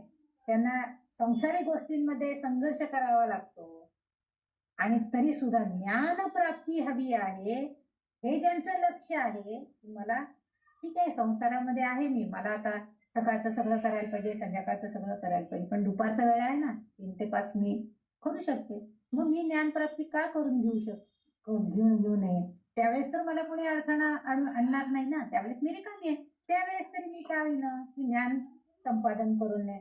म्हणून प्रेषक म्हणजे कुणीतरी त्याला एक असं पुश करणारा व्यक्ती म्हणतो ना आपण, की त्याला कोणीतरी एक पुष्टी मिळवण्यासाठी असावं लागतं, कोणीतरी पुढं व्हावं लागतं. तो प्रेषक म्हणून कोण आहेत, हे दक्षिणामूर्ती आहेत. आणि अशा लोकांसाठी या आचार्यांनी काय केलेलं आहे, तुम्हाला ज्ञान हवंय ना, तुम्हाला प्राप्ती हवी आहे ना सगळ्याची ज्ञानाची, ठीक आहे म्हणते. मग अशा लोकांसाठी या 8 शक्तींचं त्यांनी प्रचंड असं बळ, त्यांनी प्रचंड मूल्य आहे त्याला, आणि आपण ते जेव्हा ज्ञान मिळवू तेव्हा ते आपल्याला ओळखू शकतं. म्हणजे पंचमहाभूतांमधल्या ज्या 10 प्रकृती आहेत त्याही आपल्याला माहिती होतात, आणि त्यानंतर ज्या अष्टसिद्धी आपल्याला प्राप्त होणार आहेत त्याही आपल्याला माहिती होतात.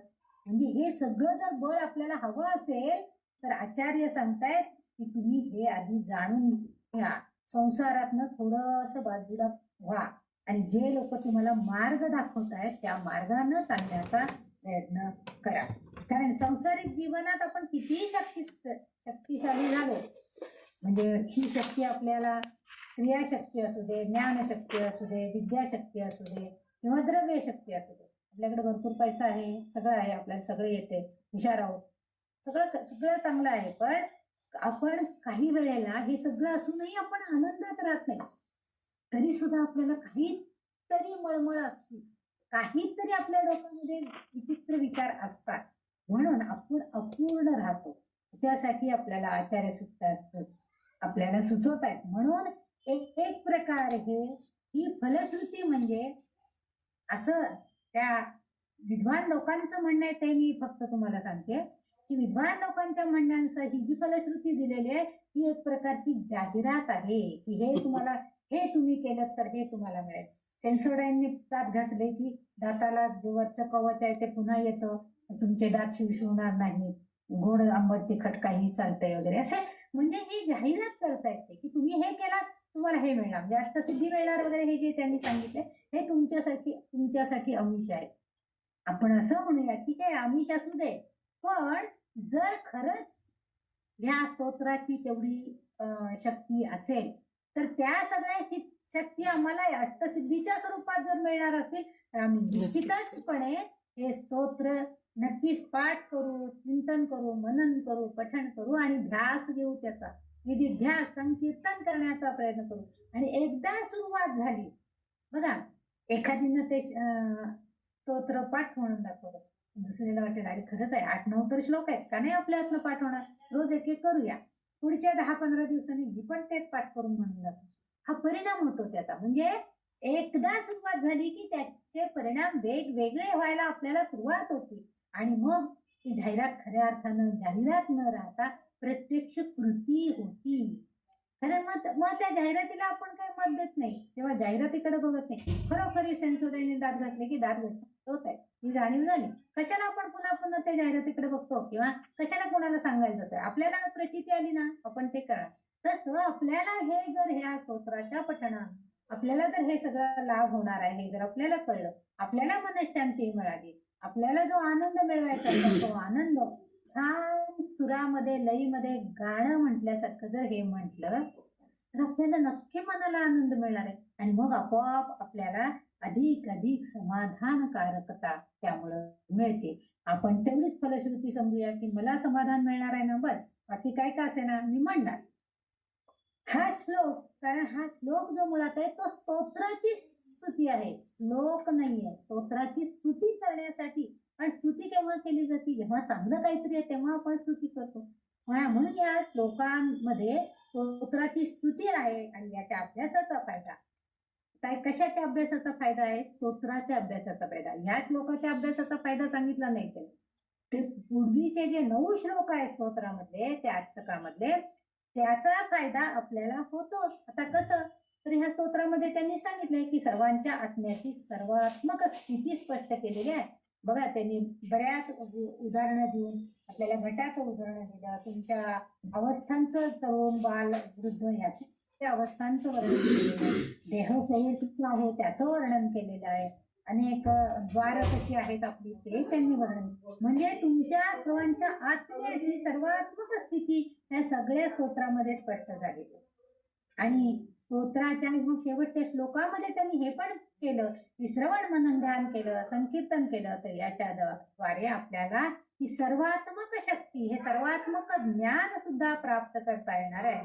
आणि तुम्हा त्यासाठी शोधण्यास ते श्रवण करतात, म्हणजे काय करायचंय, ऐकलं की तुम्हाला त्यामध्ये शोधणं, म्हणजे शोधायला मदत करतात की काय आहे याच्यामध्ये, काय तथ्य आहे. श्रवण केलं, काय विश्व काय काय ते सांगतायत बाबा, विश्वम सुरुवात केली आणि म्हणायला सुरू केली, हे काहीतरी त्यांनी वेगळंच सांगतायत, ठीक आहे, पण मग काय आहे, मग त्यातलं तथ्य शोधण्यामध्ये आपण, म्हणजे त्यामध्ये काय आहे हे शोधण्याचा आपण प्रयत्न करायला. मग त्या प्रयत्न झाला की काय करतो आपण, आपल्याला कळतं हा काहीतरी त्यांनी माहिती सांगितलेली आहे बरं का, मग ती थोडीशी आपल्याला कळती, मग मनन करतो. मग आपल्या जे शंका आहेत, काय ह्या शब्दांचे अर्थ तर नीट कळत नाही. मग आता कळले म्हटल्यावर आपण काय म्हणतो, हा त्याच्यावरच्या आपल्या शंका आता दूर झाल्यात बरं का. मग आपण संकीर्तनाकडे जातो, म्हणजे निधिध्यास येतो त्याचा, की नाही आता हे मला पाठ करायचं. आणि ह्याद्वारे आपल्याला वास्तवामध्ये ते आत्मस्नात करण्याची अनुभूती मिळते. या सगळ्यांनी काय होतं, आत्मसात करतो आपण, की हा दक्षिणामूर्ती स्तोत्र इतके दिवस नुसतं ऐकत होतो, पण त्याचा अर्थही कळला, ते म्हणायला पाहिजे हेही कळलं, त्याच्यामुळे अष्टसिद्धीचा लाभ होणार आहे हेही कळलेलं आहे. चांगलं आहे बरं का हे. म्हणजे हे आपल्याला याची अनुभूती आहे. आणि जसं जसं आपण पठण करू, त्याचा निधिध्यास घेऊ, तसं तसं त्याची अनुभूती आपल्याला यायला लागते. कुठल्याही गोष्टीचं असंच आहे. आपण अगदी रामरक्षा सुद्धा मनापासनं परमेश्वरासमोर उभं राहून डोळे मिटून रामरायाची मूर्ती डोळ्यासमोर आणून जर म्हटली, तर त्याच्यातले जे अवयवांचं वर्णन आहे, प्रत्येक ह्या अवयवासाठी त्या अवयवासाठी, तर ते आपोआप आपल्या डोळ्यासमोर राहतं. आणि खरंच माझा हात दुखत होता त्यावर काही इतके दिवस, पण रामरक्षा 4 दिवस मी अगदी लक्ष देऊन बाहुभ्याम ते म्हटल्यावरती खरंच आता माझे हात दुखायचे थांबले. ही प्रचिती आपल्याला येते, कारण तेवढंच आपल्याला श्रवण झालेलं आहे, आपण मनन चिंतन केलेलं आहे. आता निधी ध्यास घेतलाय त्याचा, की नाही ह्या स्तोत्राच्या पठणानं मला हे मिळणार आहे, ही अनुभूती आपल्याला यायला लागते. ह्या स्तोत्रात जे प्रगट झाले आहे त्यामुळे तुमच्या स्वतःच्या प्रयत्नाने, आता हे सगळं नंतरची चर्चा आहे त्या, म्हणजे विद्वानांनी केले, ठीक आहे, आचार्यांनी सांगून झालं, आचार्य महान होते, त्यांनी सगळं सांगून झाले. आता ते सांगतात तुम्ही प्रयत्न केला पाहिजे. तुम्ही स्वतःची स्थिती ईश्वर शोधू शकता. म्हणजे आपणच आता प्रयत्न करायचा, आपल्याला ईश्वराचा शोध घ्यायचा आहे ना, आत्मबोध करून घ्यायचा आहे ना, मग आपला आपण प्रयत्न करायला पाहिजे. ईश्वरापासून तुमचं वेगळं पण नाहीये, तुम्हाला केवळ ईश्वरच मिळणार आहे असं नाहीये. त्यांनी शेवटच्या म्हणून त्या फलश्रुतीमध्ये त्यांनी सांगितलं ईश्वराची प्राप्ती तुम्हाला होणार, त्याची ओळख तुम्हाला होणार आहे, पण त्याच बरोबर तुम्हाला आणखीही महान वैभव, त्यांनी जे म्हटलेलं आहे त्या ईश्वर स्वम स्वतः महाविभूती. आता इथं महाविभूती म्हणजे महान मोठं वैभव आपल्याला प्राप्त होणार. तर त्या विद्वान ज्ञानी लोकांकडनं आपल्याला काहीतरी ज्ञान मिळालं, तर ते एक प्रकारचं वैभवच आपल्याला प्राप्त झालं. ते आम्ही त्यांच्याकडनं शिकलो, आम्हाला ह्या गुरूंनी मार्गदर्शन केलं, किंवा आम्ही त्यांच्या समोर म्हणून दाखवलं, ते गुरु चांगलं म्हटलंय, ही जी आहे ना हे वैभव आपल्याला प्राप्त. म्हणजे सर्वार्थ महत्वम, म्हणजे सगळं त्याच्यातनं आपल्याला महान वैभव मिळणार आहे. म्हणजे सर्वात्मक तत्व आपल्याला सगळं प्राप्त होणार आहे. आणि तुम्ही ज्या चेतनेचे आहात ती चेतना आहे, त्यामुळे ती विश्वाची रचना अस्तित्वात असण्याची आपल्याला जाणीव होते. म्हणजे आपण श्लोकामध्ये तुम्ही चेतना आहात, तुम्ही ब्रह्म आहात, हे सगळं आधी बघितलेलं आहे. मग ते सगळं आपल्याला जाणीव होती की हा या विश्वाच्या रचनेमध्ये माझं अस्तित्व सुद्धा आहे, याची जाणीव आपल्यालाच होते. आणि ही शिकवण आपल्याला 8 पट आशीर्वाद आणि अडथळ्यांशिवाय प्रभुत्व निर्माण करते. म्हणजे आपण जे शिकलो आहे त्याच्यावरती आपलं प्रभुत्व प्राप्त होतं, म्हणजे आपल्याला ते चांगल्या प्रकारे प्राप्त होते. आता त्या म्हणजे कुठलं 8 पट आशीर्वाद आहेत म्हणजे काय, तर 8 अष्टसिद्धी मिळतात. 8 पट आशीर्वाद याचा अर्थ इथं 8 वेळा तसंही म्हटलं तरी चालेल, म्हणजे खूप खूप आशीर्वाद असं आपण म्हणतो ना. आपण ह्याच्यात सुद्धा लिहितो खूप खूप शुभेच्छा, अनेक अनेक आशीर्वाद असं सुद्धा लिहित असतो बघा आपण, जेव्हा मेसेज पाठवतो किंवा पूर्वी पत्र लिहायला जायचे तेव्हा. तसं इथं तुम्हाला 8 पट म्हणजे काय, 8 पट प्रभुत्व मिळणार, म्हणजे 8 पट अष्टसिद्धी प्राप्त होणार आहे. आता त्या अष्टसिद्धींबाबत आपण थोडस माहिती करून घेऊया, की या दक्षिणामूर्ती स्तोत्रामध्ये वेदांताची संपूर्ण शिकवण आपल्याला मिळालेली आहे. कारण आत्म्याचे सर्व व्यापित्व त्यांनी स्पष्टपणे प्रगट केलेलं आहे, की आत्मा आहे, तो परमात्मा तुमच्यामध्ये आहे, माझ्यामध्ये आहे, यामध्ये आहे, त्यामध्ये सर्वांमध्ये आहे. कारण सजीव सचेतन गोष्टींमध्ये आत्मा आहे. आपण म्हणतो की झाडांशी बोला म्हणजे झाडं चांगली वाढतात, किंवा एखाद्या झाडाला कुरवाळून त्याची वाळलेली पानं काढून टाका म्हणजे त्याचे दुःखाश्रू आपण पुसलेत असा अर्थ होतो, मग ते झाड चांगलं. म्हणजे ही सचेतनता या सृष्टीमधल्या बऱ्याच गोष्टींमध्ये आहे, आणि त्याची जाणीव म्हणजे आत्म्याचं सर्व व्यापित्व आपल्याला स्पष्टपणे कळतं, माहित होतं, प्रगट होतं ते सगळीकडं. आणि हे ऐकून त्यावरती आपण चिंतन करूया, त्याच्या अर्थावर मनन करूया, त्याचं पठण करू, आणि कोणी सहजतेनं आणि कोणत्याही अडथळ्यांशिवाय मग आपोआपच आपल्याला ज्ञान प्राप्त करू शकतात. 8 गुणात्मक आशीर्वादांसह आत्मा सर्वांचा आत्मा असण्याचा महान गौरवासह अष्टसिद्धींचे संदर्भ आपल्याला मिळतो. म्हणजे अष्टसिद्धी आपल्याला प्राप्त होतात. महान गौरव काय आहे तर अष्टसिद्धी मिळण्याचा. आता त्याच्यामधल्या आपल्याला अष्टसिद्धी ऐकून आपण माहित आहोत, कारण आपल्या ललिता सहस्त्रनामाच्या स्तोत्राचं जे ध्यान आहे त्याच्यामध्ये या सिद्धींचा उल्लेख आलेला आहे. अणिमा, महिमा, गरिमा, लघिमा, प्राप्ती, प्रकाम्य, ईशत्व आणि वशित्व अशा 8 सिद्धी आहेत. आता त्या प्रत्येक सिद्धीवरती फक्त एक एक वळ सांगते. अणिमा म्हणजे काय तर अणिमा म्हणजे अमर्यादपणे लहान होण्याची क्षमता म्हणजे अणिमा. म्हणजे अणु एवढं होणं जी मारुतीरायांना होती ते अणु एवढे सुद्धा होत होते. पुढचं जे आहे महिमा म्हणजे अमर्यादपणे महान किंवा मोठ्या विस्ताराची क्षमता. मोठ्या होत होते, मोठ्या आकारामध्ये प्रगट होऊ शकतात म्हणजे महिमाची सेवा. नंतर गरिमा. आता इथं गरिमामध्ये त्यांनी सांगितलंय की असाधारणपणे म्हणजे खूप महान मोठ्या आकारामध्ये जड होण्याची क्षमता.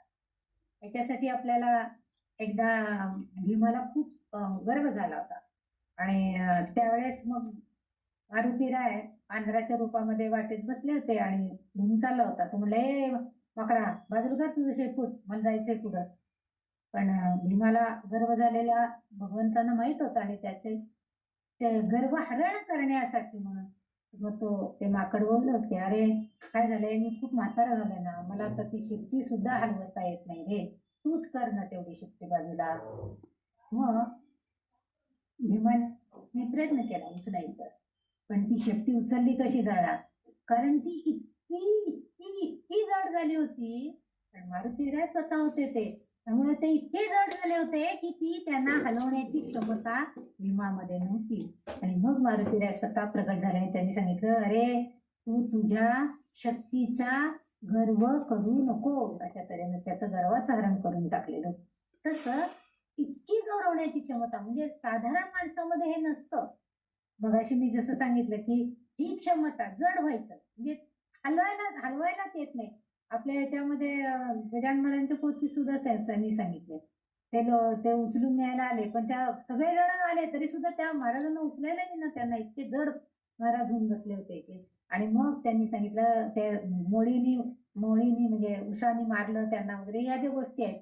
पण त्यांनी स्वतः काय केलं, आपलं अस्तित्वाची जाणीव त्या लोकांना केली. गुरु होते ते, त्यामुळे त्यांना ते म्हणजे ही महानता, ही अजड होण्याची शक्ती, ही सिद्धी आपल्याला प्राप्त होऊ शकते. अर्थात हे आपण आपल्या याच्यात सुद्धा अवलंबून आणू शकतो, आपल्या संसारिक जीवनामध्ये सुद्धा, की आपल्याकडे आपल्या एखादी ताकद असते. आपण म्हणतो ना माझ्या बोलण्यामुळे ते होणार. समजा मी म्हटलं नाही अमुक एकाला फोन केला ना तर हे काम होणार आहे, थोडा वेळ थांबा मी बघते, फोन करते मग तुम्हाला सांग, असं सांगितलं. म्हणजे ती एक प्रकारची जडता आपण वापरली की नाही, म्हणजे शक्ती, जड शक्ती म्हणजे ही वापरली आपण. प्रत्यक्ष काय अगदी जड व्हायला पाहिजे आणि आपल्याला कोणी उचलून येऊ नये असा पण अर्थ त्याचा होत नाही तिथं. अशी ती गरिमा शक्ती. लघिमा म्हणजे खूप हलकं, पंखांसारखं हलकं होतं.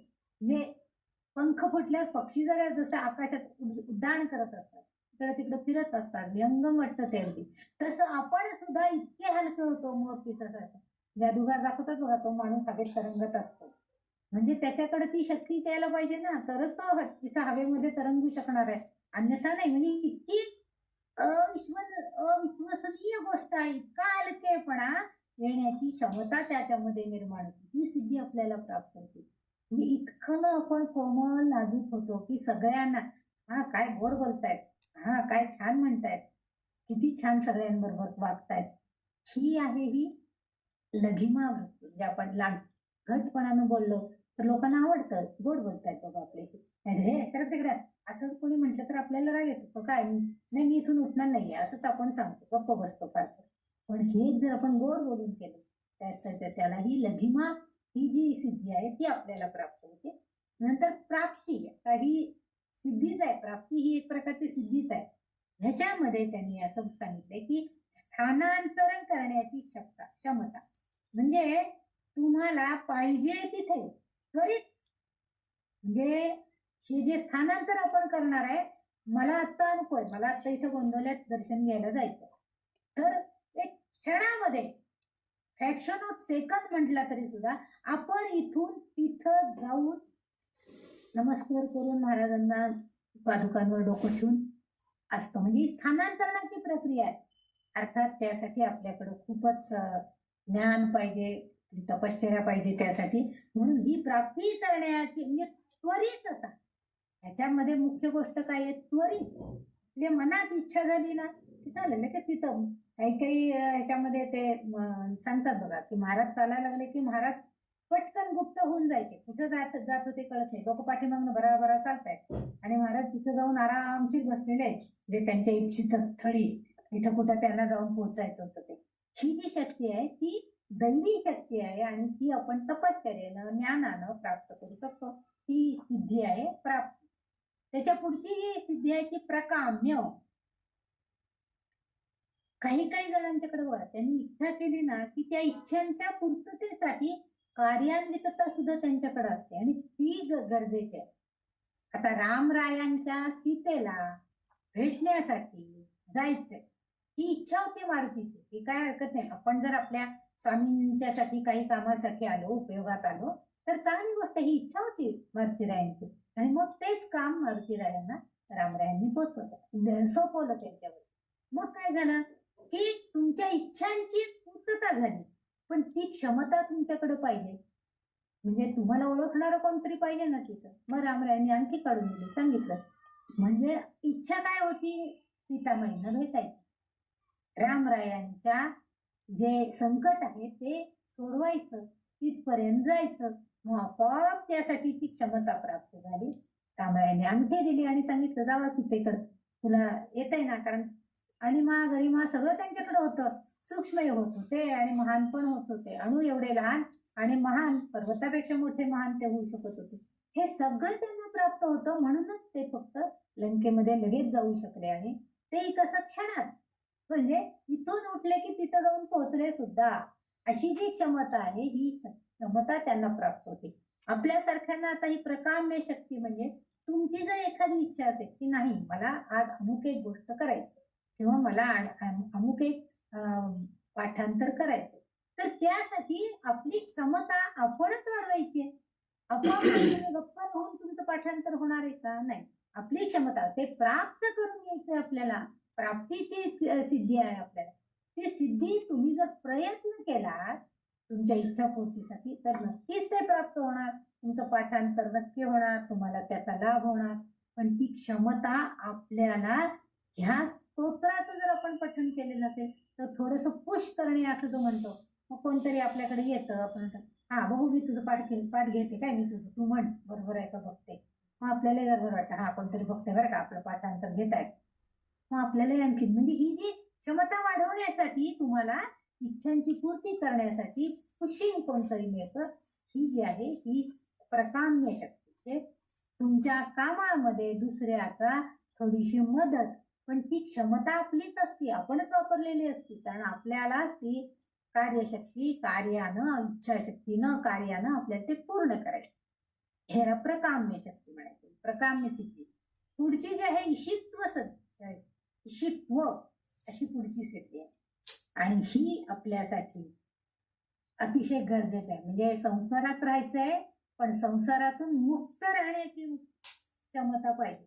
त्याला ईशित्व शक्ती असं म्हणतात. म्हणजे काय, तर सार्वभौमत्व पूर्णपणे आपल्याकडे आहे, पण तरीही त्यातनं, म्हणजे त्या गलक्यामध्ये आपण असतो, पण आपलं लक्ष कुठं असतं, रामाकडे असतं.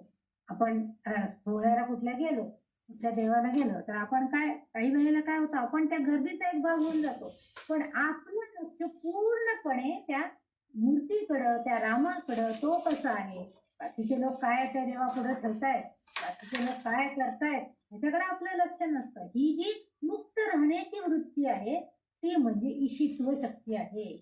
म्हणजे त्या परमेश्वराला प्राप्त करण्यासाठी तर संसारात असतो, संसारातनं मुक्ती मिळवायची, मग त्याकडे आपलं लक्ष. काम करायचंय हाताने.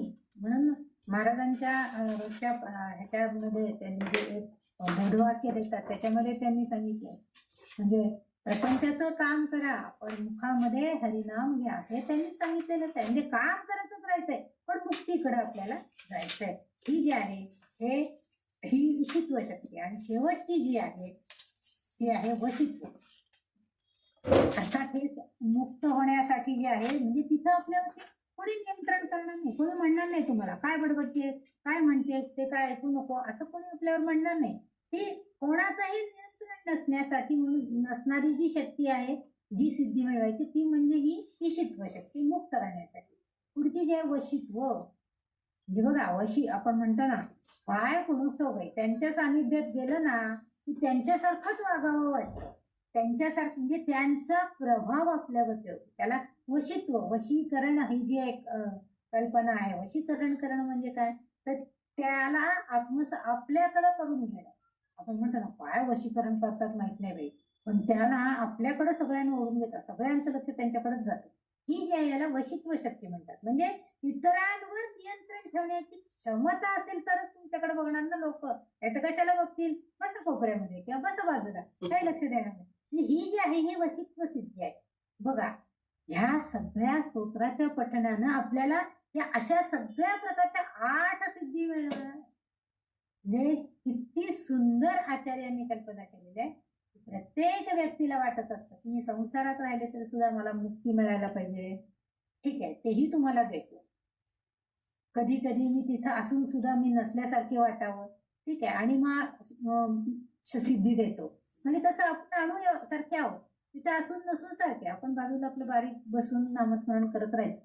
हे अशा प्रकारे आचार्यांनी आपल्याला ह्या सगळ्याला प्रवृत्त केलेले की तुम्हाला या सगळ्या सिद्धी प्राप्त होतील. अर्थात तुमचे प्रयत्न, पहिल्याच वाक्याला मी सांगितलं होतं की तुमच्या प्रयत्नांनी तुम्ही स्वतःला या ईश्वर प्राप्तीसाठी, ईश्वराला शोधण्यासाठी या सगळ्या सिद्धी प्राप्त करून घ्यायच्या आहेत. आत्मा म्हणजे काय ओळखायचं आहे आणि त्यासाठी तुम्ही हे सगळे प्रयत्न करायचे आहेत.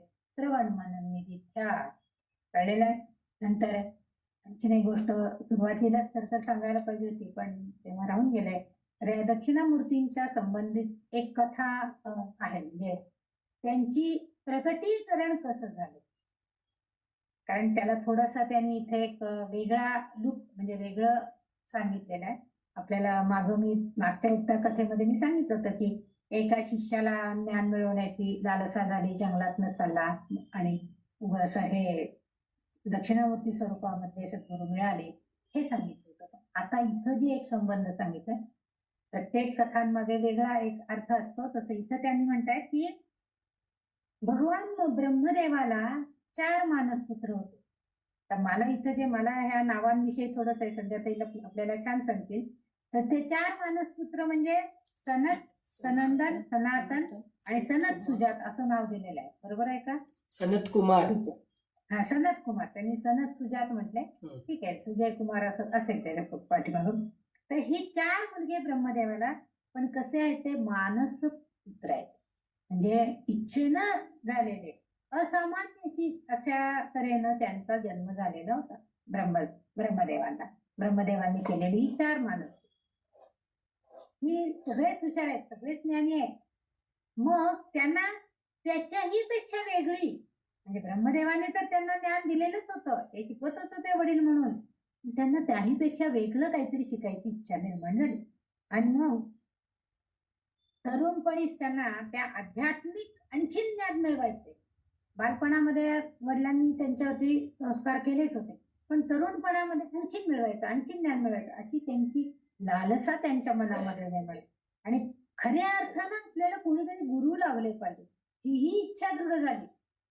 त्यांना वडिलांनी दिलेलं मार्गदर्शन होतं, पण त्याही पेक्षा गुरु मिळायला पाहिजे, ही त्यांची आस त्यांच्या मनामध्ये निर्माण झाली होती. आणि त्यांनी बराच काळ भ्रमंती करत करत त्याचा शोध घ्यायला सुरू केला. आणि जेव्हा ते स्वर्ग ह्याच्यामध्ये कैलास पर्वतावर गेले, तर त्यावेळेस काय झालं, आयुष्यभर शोध घेतला. आणि जेव्हा त्यांना गुरु लाभले होते, म्हणजे जेव्हा दक्षिणामूर्ती स्वरूपामधले गुरु त्यांच्या समोर आले, तेव्हा ते तरुणपणापासून शोध घेत घेत घेत ते वृद्धत्वाकडे झुकले गेले होते चौघही जण. आणि जेव्हा त्यांना ते पाठ सापडले, कुठं कैलास पर्वतावर सापडलेले आहेत सदाशिवांनी, त्यांच्या पुढे आयुष्यभर त्यांनी शोध घेतलेला आहे गुरुचा. आणि मग खऱ्या अर्थानं असणारे हे गुरु, त्यांनाही शिष्यांविषयी कळकळ वाटते. सद्गुरु काय म्हणाले, सदाशिव गुरु म्हणाले, आता जर मी यांच्यासमोर प्रगट झालो नाही गुरु रूपामध्ये, तर यांचा ज्ञानावरचा आणि गुरुवरचा विश्वासच उडून जाईल आणि मग हे चुकीचं ठरेल. आणि म्हणून भगवान सदाशिव हे दक्षिणामूर्ती स्वरूपामध्ये त्यांच्या समोर प्रगट झाले. कैलासाबरोबर तिथे गेला असताना सदाशिव त्यांना ह्या दक्षिणामूर्ती रूपामध्ये समोर दिसलेले आहेत.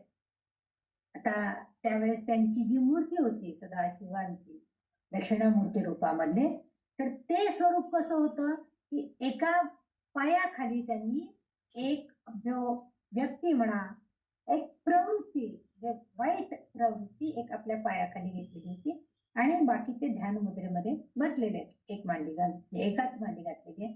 एक पाय सोडून त्याच्या खाली ती एक व्यक्ती आहे आणि इतर हात मौन मुद्रेमध्ये ते बसलेले आहेत. असं स्वरूप त्यांना कैलासावर बघायला मिळालं.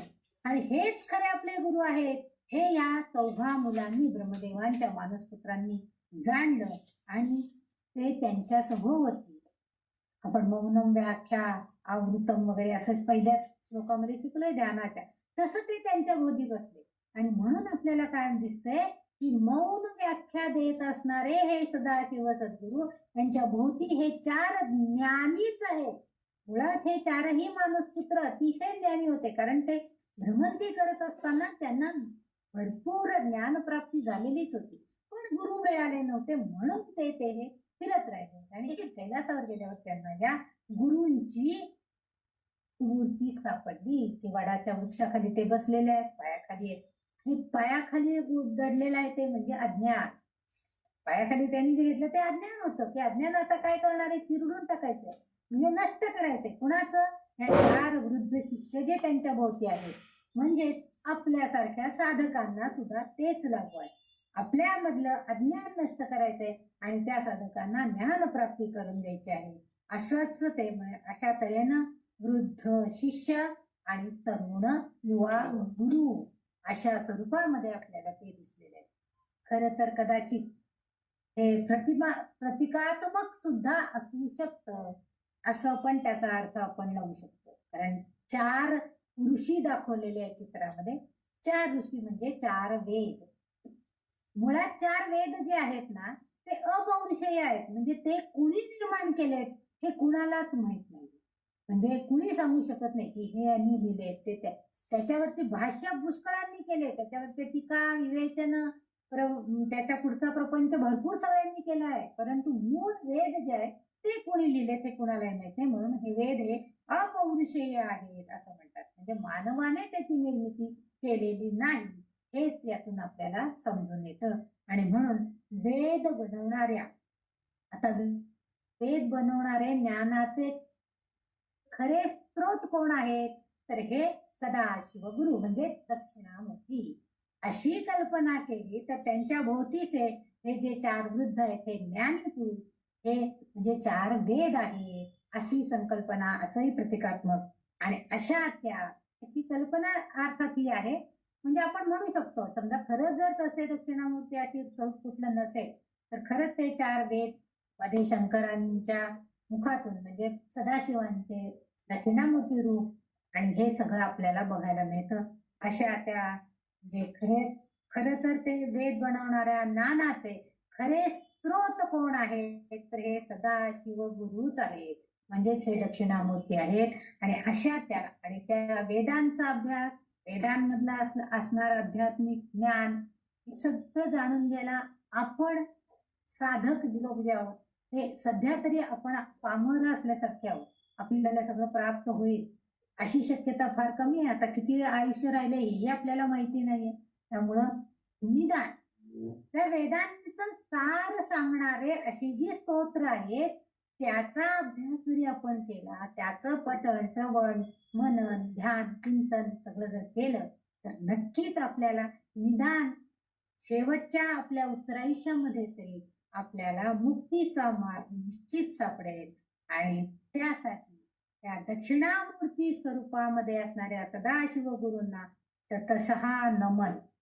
आणि त्यांचं गुरु स्वरूपात्मक ज्ञान आम्हा साधकांना प्राप्त करून देणाऱ्या आद्य गुरु शंकराचार्यांनाही त्रिवार वंदन. चंद्रशेखर चंद्रशेखर चंद्रशेखर पाहि माम. चंद्रशेखर चंद्रशेखर चंद्रशेखर रक्ष माम. चंद्रशेखर चंद्रशेखर चंद्रशेखर रक्ष माम. अशीच विनंती करून त्या दक्षिणामूर्ती स्तोत्राच्या ध्यान श्लोक, स्तोत्रातील अष्टकातील सगळे श्लोक आणि फलश्रुती सह आज आपण अभ्यास इथं पूर्ण केलेला आहे. मग सगळ्यांच्या जे सगळेजण श्रवण करते अशा ज्या तुम्ही सगळ्याजणी आहात त्या माझ्या सगळ्या सखींना खूप खूप धन्यवाद. तुम्ही इतकं छान ऐकून घेतलात आणि प्रोत्साहन दिलात, त्यामुळेच हे सांगण्याचं धाडस मी केलेलं आहे. माझ्या मतीला जे जे कळलं, माझी अल्पबुद्धी आहे, माझ्या ज्ञानाला जे जे काय कळलं ते ते तुम्हाला मी सगळं सांगण्याचा प्रयत्न केलेला आहे. आणि ते तुम्ही तसंच माझे हे बोबडे बोल चांगल्या प्रकारे समजून घेतला त्याबद्दल खूप खूप तुम्हाला पण धन्यवाद. कारण अशा श्रोतृवर्ग लाभणं हे परमेश्वराची कृपा असल्याशिवाय होत नाही. तेच परमेश्वराने मला प्राप्त करून दिलेलं आहे, त्याबद्दल त्याचेही खूप खूप त्यालाही धन्यवाद की तुम्हाला अशा भगिनी ऐकण्यासाठी मिळवून दिल्यास. कारण मी त्याचेही खूप आभार मानते आणि माझ्याकडनं हे सांगितलं गेलं त्यासाठी त्या परमेश्वराचे पण मी खूप ऋणी आहे की त्याने मला हे प्राप्त करून दिलं. हे भाग्य मला मिळालं. अन्यथा कधी मला स्वप्नातही वाटलं नव्हतं की याचा मी अभ्यास करेन, सांगेन. कारण आधी इतकं माहिती पण नव्हतं, पण माहिती झाल्यावर त्यात काय आहे या जिज्ञासेपोटी त्याचा अभ्यास झाला आणि ते सगळं मी तुमच्या पुढं सांगण्याचा प्रयत्न केलेला आहे. धन्यवाद. आज आपण इथंच विराम घेऊया. अरे बापरे, 5:30 झालेच.